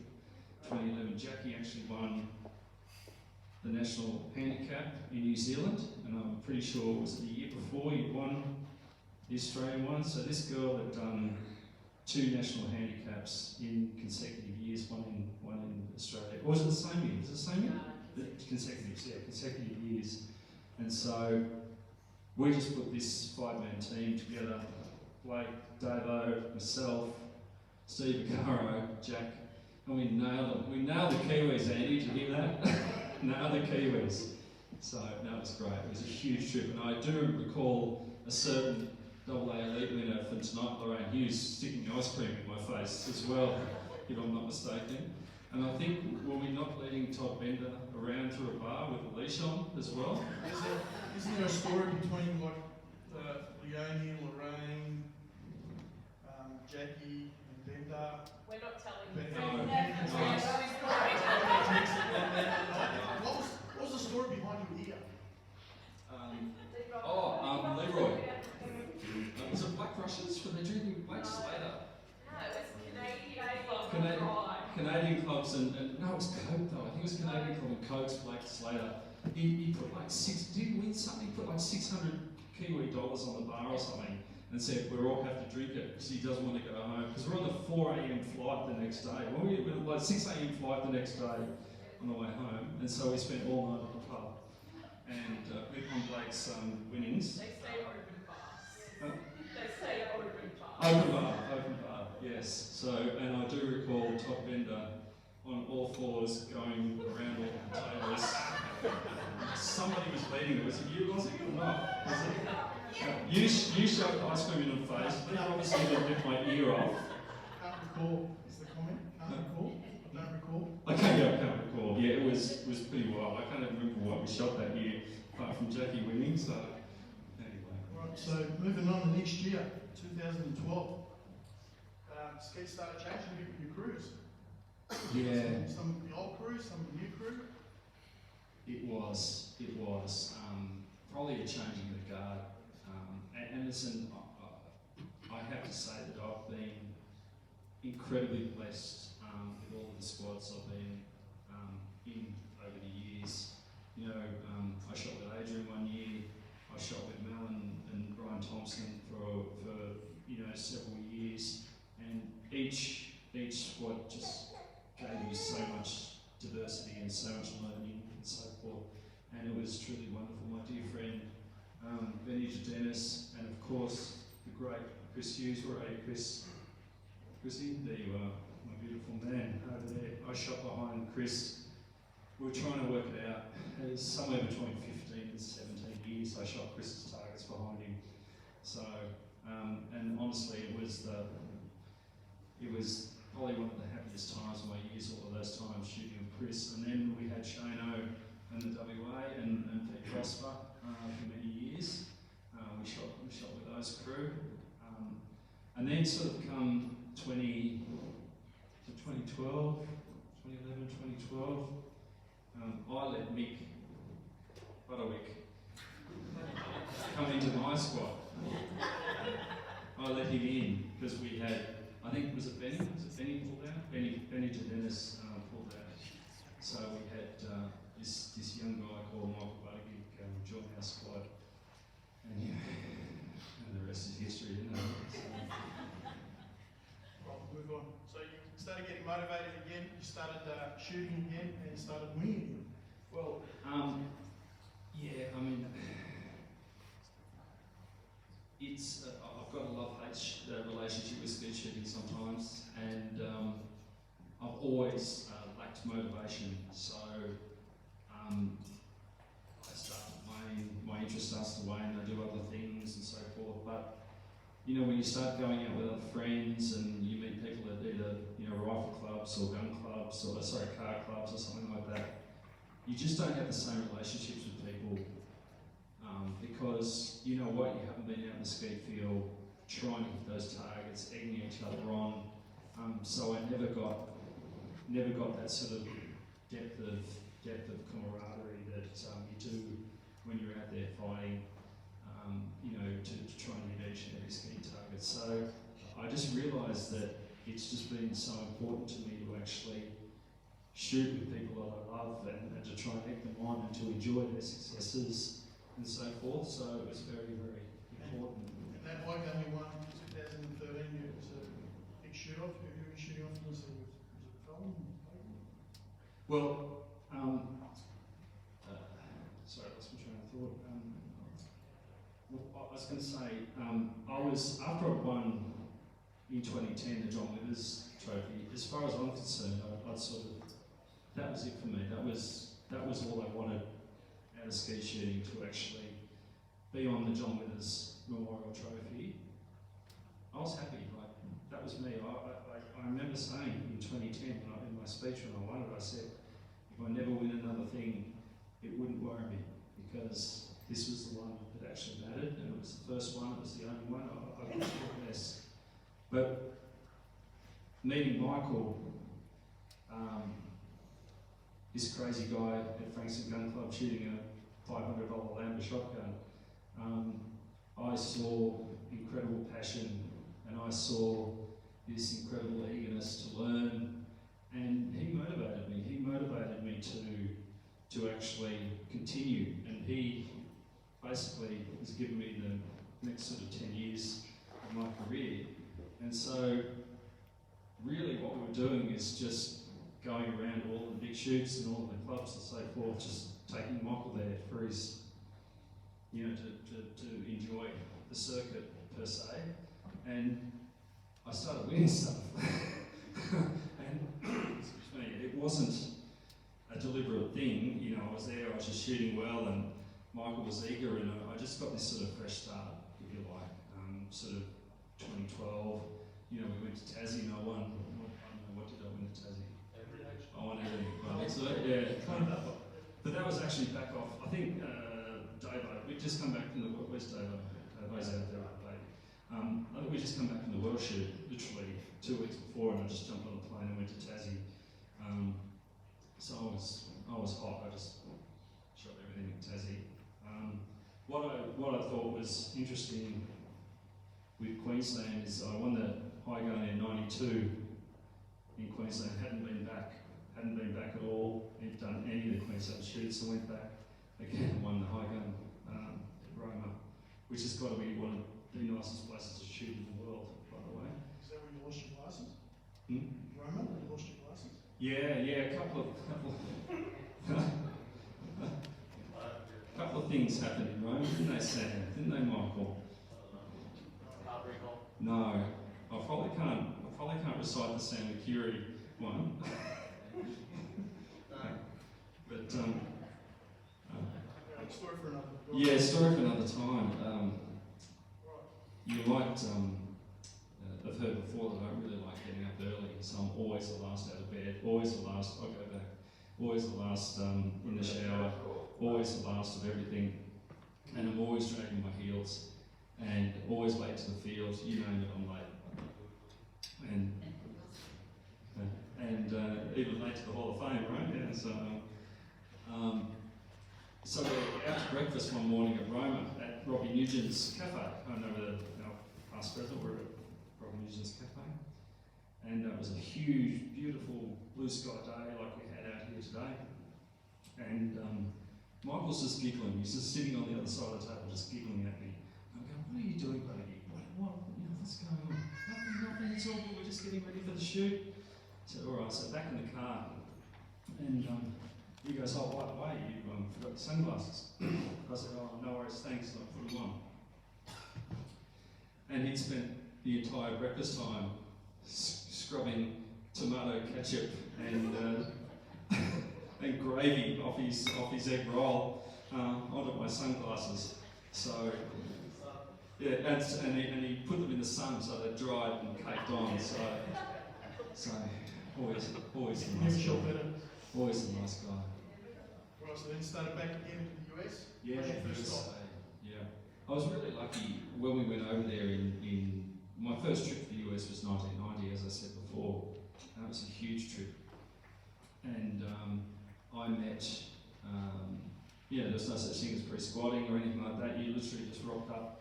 So I was lucky enough to meet my lifelong friend, Jack Abbott, who has a huge farm down in South Texas.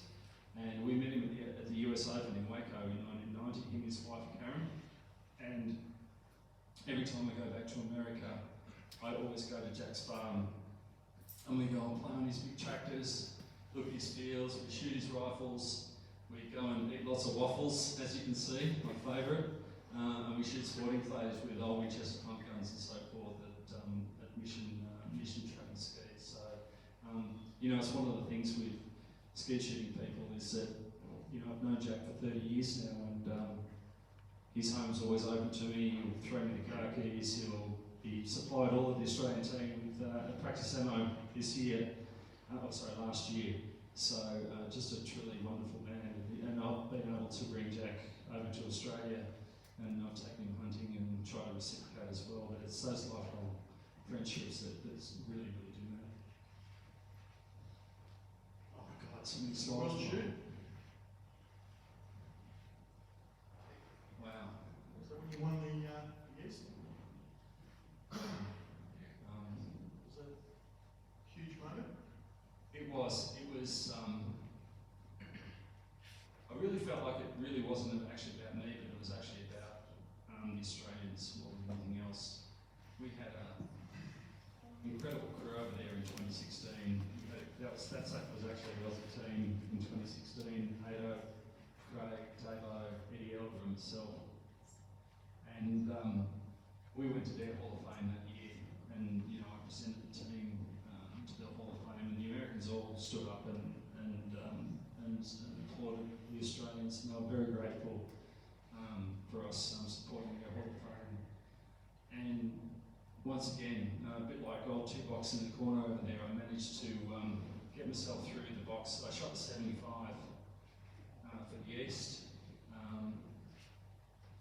and then managed to get through the box under lights in the AAA field, and made it to the stadium.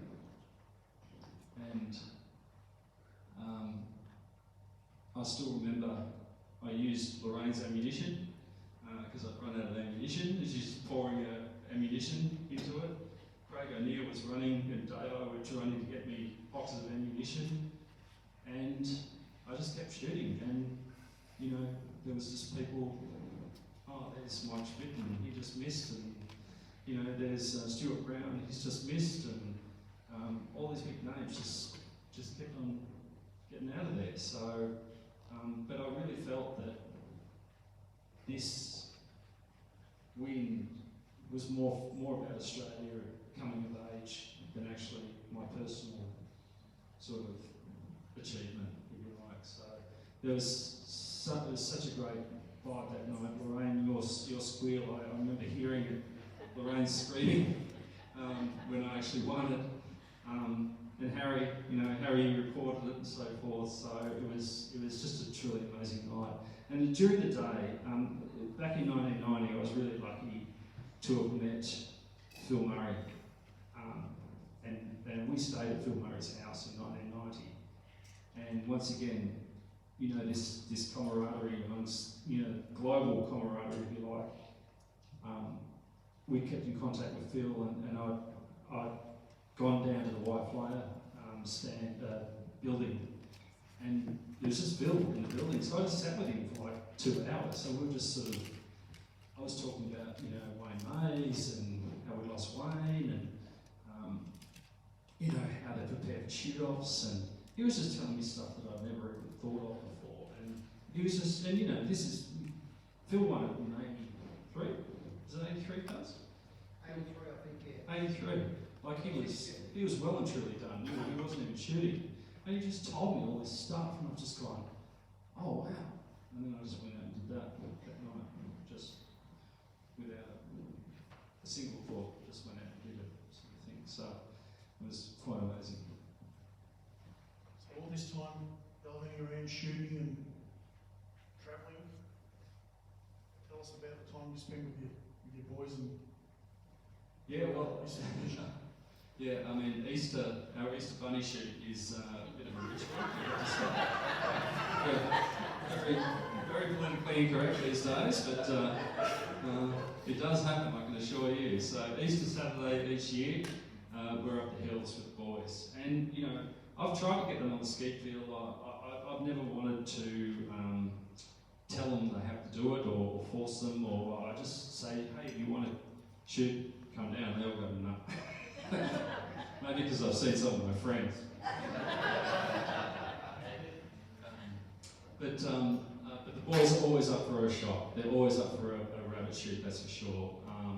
And we have, once again, it's set in stone, it's set in concrete that we're out there, and I get my old 50-year-old Land Rover, and we go and bang up the hills and bounce around, and we sit on the hills and snipe rabbits most of the afternoon, and then we try and cook them up and pretty much gag on them because we're chefing the cooks, but have a magic noodles instead, But I do, and it's like Skeet, I remember taking both Lachlan and Sam, and from spotting the rabbit to setting a rifle up to actually shoot the rabbit, and watch them evolve. It's actually been a lovely thing to actually see. I don't really like hunting big game or anything, but the odd rabbit doesn't worry me too much these days. The Westbury Rabbit. Yeah, the Westbury Rabbits. And recently you had a big family trip away. Yeah, 2018 was just massive. God, they had a lot of stairs in Italy. That's what I'll say. That's the top of Mount Vesuvius, isn't it, honey? But she dragged me up that, oh my gosh, like 40 degrees. And literally over the side of that thing is the biggest damn crater you've ever seen. So we had the trip of our lives, particularly in 2018. And to see the Colosseum, to see Vesuvius, to actually see how the Italians live was very, very refreshing, to be honest. And so we're very grateful for that. And my wife has been learning Italian ever since, so she's now pretty much fluent in Italian, pretty much. So you're living. So straight from Europe over to the US. Yeah, it's a bit of a culture shock going to outdoor world at San Antonio to Venice, that's for sure. That's right, so back in 2018, God, what happened in 2018? Michael tried to shoot, actually I tried to shoot Michael, and then he tried to shoot me. Within 24 hours of landing in America, we both had this fully automatic machine gun in our hands. I thought that was pretty impressive. God bless America. What have we got there? The three amigos, Dave, myself and Mick. And we had the squad, a great squad. We had Quinny from New Zealand. We had Stu Thomas from England, that's right. We had this big lanky dude from California. I can't remember his name. He was scared the shit out of me back then. Anyway, we had a great trip in 2018. It was probably one of the best trips we had in 2018. Did something happen there? I can't remember. Did you win something? Oh yeah, I shot the 150. We both shot the 150. Yeah, we shot the 150. And Dave. Dave, this one? Yeah, so we all shot the 150 in the 12 gauge. And let me tell you, oh my God. So my first trip to US was 1990, and back then it was 250 in the 12 gauge. And then in, I don't know, 10 years or so ago, they changed it to 150. So it was never the same. But I've never ever broken the whole 150. And myself, Mick and Dave, there was only 28 people in the whole world shoot in 2018 that actually broke the 150, and there was 3 Aussies in there, which was great. And Dave, where's Dave? Is he still there? Dave, you were like 8th or something, or 8th or 9th? Mick was 3rd, and I was 5th out of all of the US guys. So, you know, no big headlines or anything, but that was pretty good going for a bunch of Aussies. Yeah, 28 was really good. So Next year, this was your big year. there you go. It's a good looking rooster. Well, how to win 2 national titles in one day, huh? It was crazy.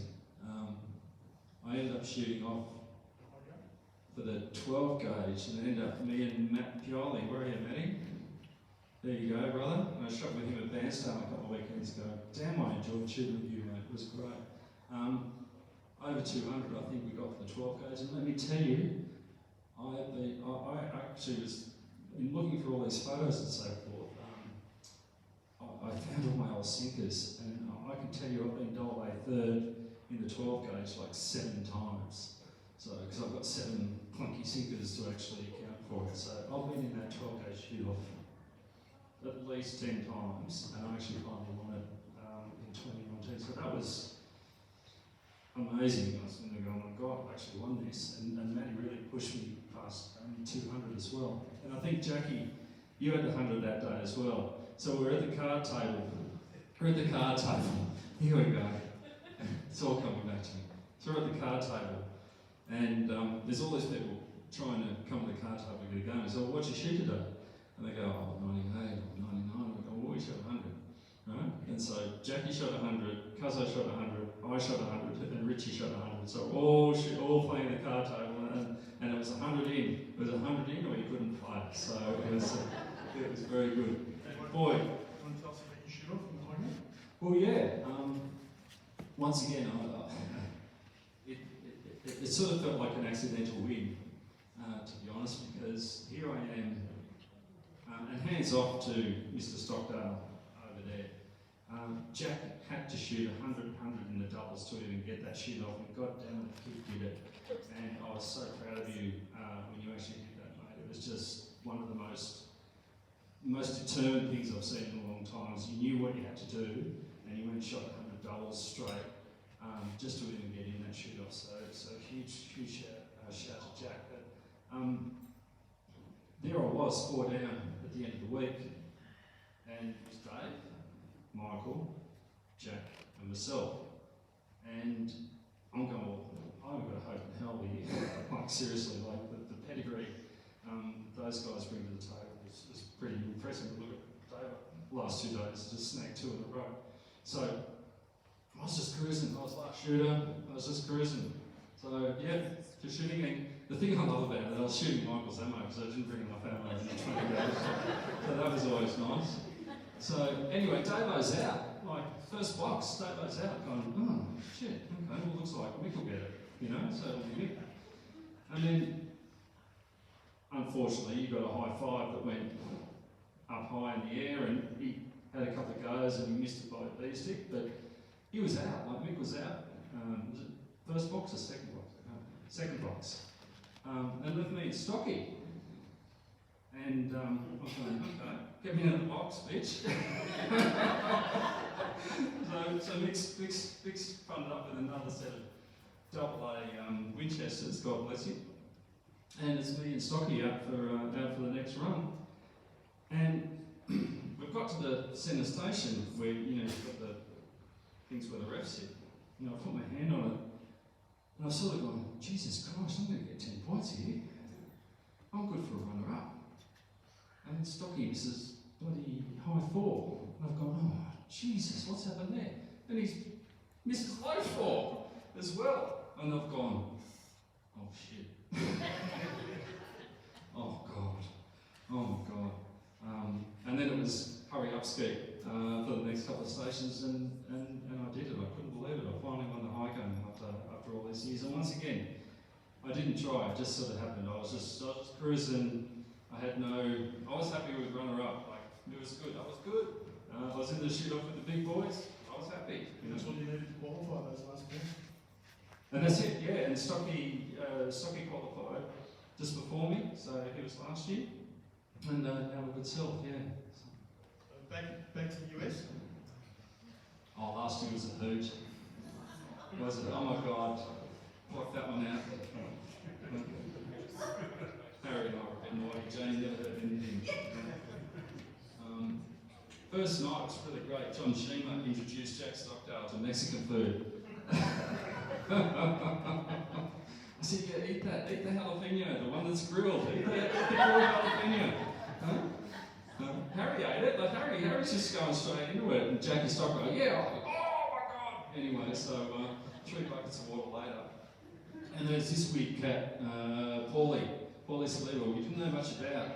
And we're a bit worried, I have to say, because all we'd heard is bad news, my friend. It was very bad news about you. Like nothing, the vibes weren't good. But he ended up being an absolute great bloke, and he absolutely shot like a train as well.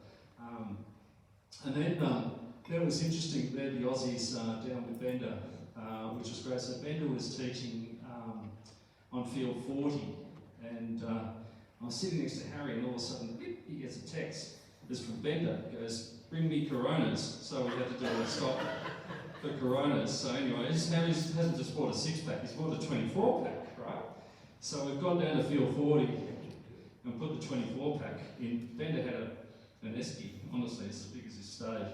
And so Harry's put one in, but there's another 10 in there at the same time. There's another 10 24-packs in there. Like, they're all stacked up onto another. So anyway, we went and shot all day, and we came back to see Tyler at about 4 o'clock. And let me tell you, there was 64 empty Coronas sitting on the white table at the end of the afternoon. And he was purple. I think that he was purple. He was that burnt. And we're sitting there going, "You're just gonna die, man. He's just gonna explode one day. That big head is just gonna explode, I'm telling you." So he had 64 Coronas down in one day, and I reckon that's It's good training. That's good training. That's fine. Speaking of skate training, can I call Michael Budding up? What a win. I think Michael wants to say something about the road to success. If I've been talking too much, you might have to clap and get it off. I feel like Jono, the only one who can talk about himself, huh?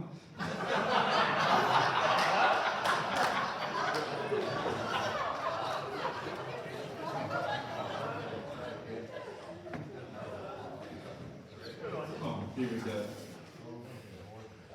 Glenn, what can I say? I have had hemorrhoids that have given me less trouble than what you have.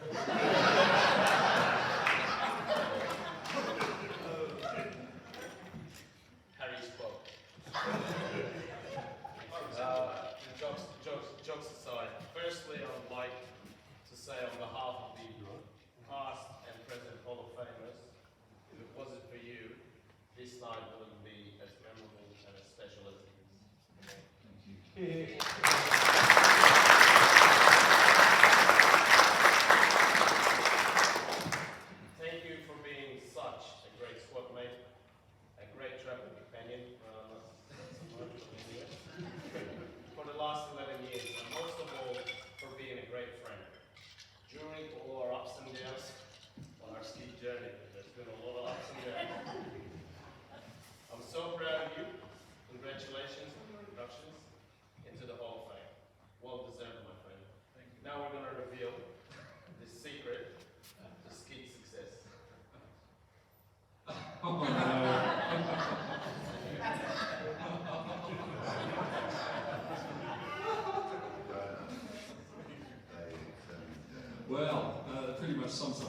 life, really, doesn't it? Those donuts. Davo, Mal. Remember? That was after the East. After the East. That's what we did. We actually went to Dunkin' Donuts and had a box of donuts to celebrate after winning up the World Championship. Huh? That's what we do at Wagga each year is myself and Mick usually text Glenn Walker to see which ice cream place where each one of us is at. So that was that one. I remember that. The trifle that Mary made, and then Michael tried to drown me in my own pool. So I remember that. What is that one? I did not remember until last year. What's that one? Oh, that's the Reuben sandwich. That's Harry's fault. And what do we have, Harry? Reubens. That's the Reubens. And look at Matt. He's going, I want some of that, Clarke. Look at that. Oh, you're busted, mate. You are busted there. So you're as bad as I am. See, I'm training you, brother. You're a prodigy. Huh?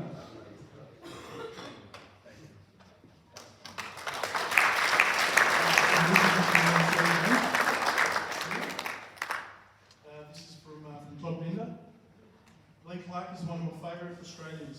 He's a great competitor, a good friend, and a great man.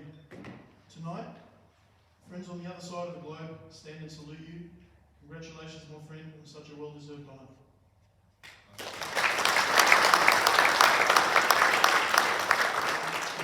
Texas, celebrating over 33 years of friendship with you. Congratulations on the induction into the Aussie Hall of Fame. Don't forget the Mexican food. The common thread, isn't there? That's my friend Brad. Mr. Paxton. I don't know if people recognise this, but this is actually a scene from the movie Love Actually. So you'll know what it's about. So Glenn, tell them it's carol singers. For now, let me say, to me, you're a legend. So naturally, I don't believe the Jack Abbott, Cuzzo, Clarke, Minaj story. Sincere congratulations on your well-deserved induction. That's incredible. And I talk about, being in the family, but having a friendship, with my American friends has been very important to me, and Robert has been an absolute icon for me. He actually, would you believe, I don't know whether you know this, but both Todd Bender and Robert Paxton have retired from active skeet shooting. They told us last night, so we actually went back to them and told them there's a retirees club and the old men's home as well. So, but once again, I met Robert back in 1990, and Adrian facilitated, the introduction, and I think he actually called you and said, "Is this guy okay?" And because I said, "Thumbs up." so I got the seal of approval from Adrian, and we've been lifelong friends, which is just wonderful. So it really means a lot to see that tonight. Thank you. All right, we'll move on to your top five. Right, best moment in Skeet. Wow. I actually haven't rehearsed this, to be honest, but there's been a lot, and this might sound weird, but probably two stand out the most to me. And the first one is I used to work in a big data centre years ago, and I got a phone call at 7:30 one morning, and it was 1996. And when we didn't have mobile phones and your landline used to ring, and I picked up the phone and said, where I was working at the time, he's going, "Clarke." I said, "Who's this?" He goes, "It's Cuzzo." "Oh, hey Cuzzo, what are you doing?" "I've just won the 12-gauge World Championship." So I wasn't even there, and I got that phone call, and I spoke to Cuzzo for a few minutes and then sooked for about an hour, to be honest, because I know what you've done, the sacrifices you've made, the work, the hardship, the pressure, the pain that you've actually put yourself through to get that 12-gauge World Championship, Adrian. God damn, you deserve it, my friend. It was just, so that was probably the first one. And the second one, I know it sounds crazy, we've spoken about it tonight, but Jackie Durham, winning those two handicap shoots against hugely big competitors at the time absolutely made me cry. So big congrats to you, Jackie, that was super big. And probably the last one, 2013, when Michael won the New Zealand high game. I was in tears. I was absolutely in tears because he'd won Australia and New Zealand the same year and under very, very difficult conditions. And Michael just did it, and it actually brought me to tears. So they're probably the three best moments that I've ever had in skeet shooting. And the worst? When Michael and David came in New Zealand when I was playing cards and told me how useless I was. I nearly gave up on the spot. I really took it hard because I'd had another shocking day on the ski field, and that just like drove a nail through my head, that one did. So well done, you two idiots. And the best moment when you didn't win? There's been a lot of them. There's been a lot of them. To be honest, I've never ever driven out to the gun club to try and win.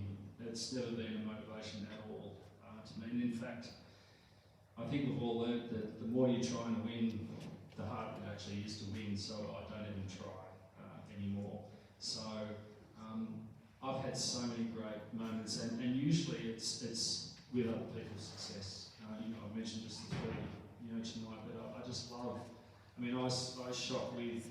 In our squad, Kira was in our squad today, and I watched her shoot, and to actually see Michael's boys coming up through the ranks, probably for me, it's just a transition. We've seen transitions tonight, and to actually transition to actually see the juniors starting to come up and see Michael, leading his kids along. It's very, very enjoyable watching the new shooters come up. So really, winning's never been a thing for me. It's never been a motivation, and I don't care whether I win or lose. I like to shoot good, but I'm not there to win, so it's not really a factor for me.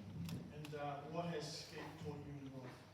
Yeah, I think Mel said in his Hall of Fame is that he treats Skeet like he does his professional life, and I know Michael, you've mentioned it a few times. It's just a job now.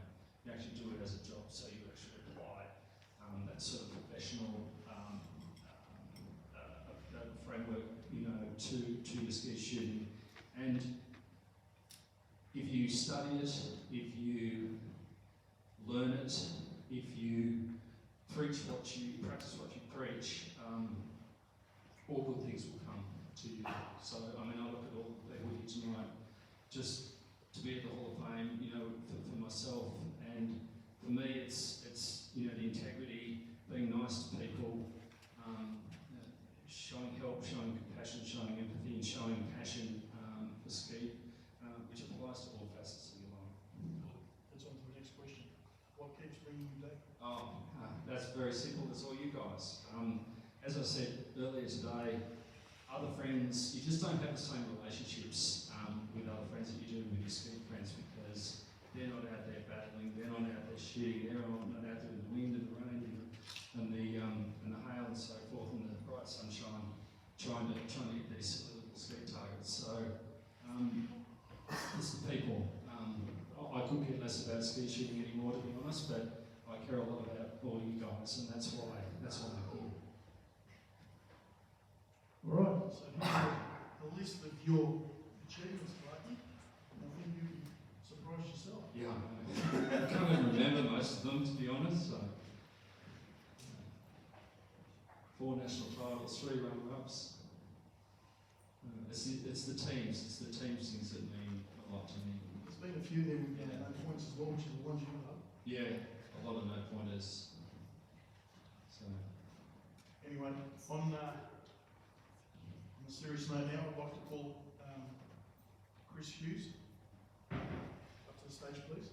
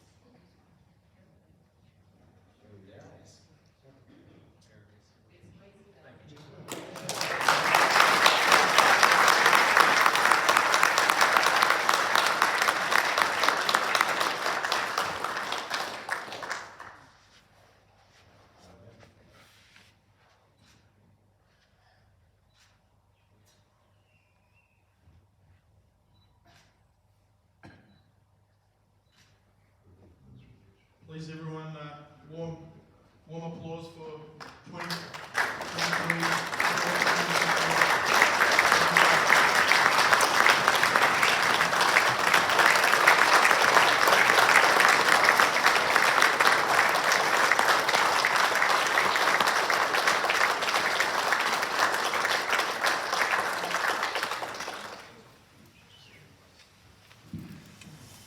How I met Glenn Clarke was quite interesting. I was working for a company in New South Wales, based in Newcastle, and I got a phone call from an ISU Skeet guy from Goldman, Bob Kent. A lot of the older New South Wales would remember him. Bob said, listen, how about coming down to, I think it was Illawarra? Yeah, Illawarra. That Bong Bong Road. That gun club. Your old mate Ian Hale's coming up. He said, that's the good news. I said, well, what's the bad news? He said, he's bringing the brat pack with him. Now, the brat pack consisted of Bendadinas, Craig Mueller, who was the top? Michael Igwanti, and Glenn Clarke. So, first I've ever heard of, and I hadn't ever met Glenn, although we had the same path up to Skeet, and that was at the old field and game place at Listerfield, which was a lot closer. I owe Glenn a big thank you, because he kept me in the game. What happened was I had an offer to play vets football in my old footy team back in Melbourne, and I thought, well, let's do it. So I wrote a for sale sign, had a couple of guns to sell, a couple of reloads, and stuck up a picture with both clubs on the screen. So I go to the club for one more shoot one Saturday, and he's playing, he got this bit of paper, and he sent me walks up, I saw this about, he took it out. He said, you're shooting with us now, and that was what, 15, 17? Long time ago. So I'm very grateful for that, but he was a naughty boy to me. When he had the beautiful crew off that he's had for 30-something years now, we were in a shoot-off at Frankston Australian Gun Club, and it was hissing down with rain, you know what I mean? Hissing down with rain, so we go out to the shoot-off. Oh, there's the first shoot, I'm standing there, the referee said, hurry up, he's got a plastic. Clarke touched me on the shoulder, give me your gun. I said, where's yours? He said, oh, I normally get my K8 wet. But I love him, and I think that is one of the reasons he drafted me into the squad, because I might add, he won. with my name. But we love him, but more importantly, I was able to know his family and follow the boys growing up and that sort of thing, their successes, and the lovely Belinda, who introduced my three-year-old granddaughter to horses. I was supposed to be watching him at the party that night, wasn't I? And my wife was there. Where's Clarke? I said, I don't know, I thought you were watching it. So we look over the balcony, and Belinda had this beautiful, beautiful horse. I forgot his name, so. She's had a lot of horses, all of them had guns. But anyway, all of a sudden we look over the balcony, and my wife screamed, Judy screamed, oh, look. Here's Carly, little Carly, about 3 or 4 maybe, with her arms, she got through the gate, arms through this giant horse, and she had beautiful auburn hair, and I can remember the horse breathing in and out, and it was dusk, wasn't it, Belinda?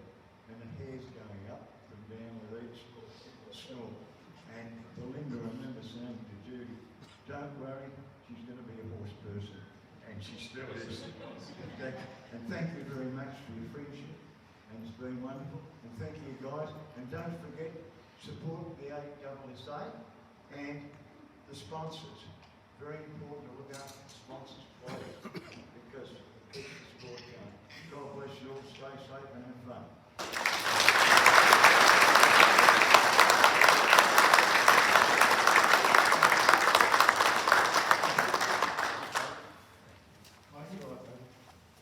There's a list of people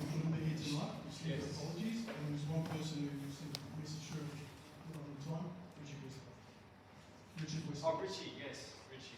Yes, I asked him about Richie before, and I didn't realise it was a shoulder club. Right, I thank you all for making this night memorable for Glenn. I think I'm going to remember it. Please have a safe night. Good luck to everyone with the rest of the competition, and see you soon.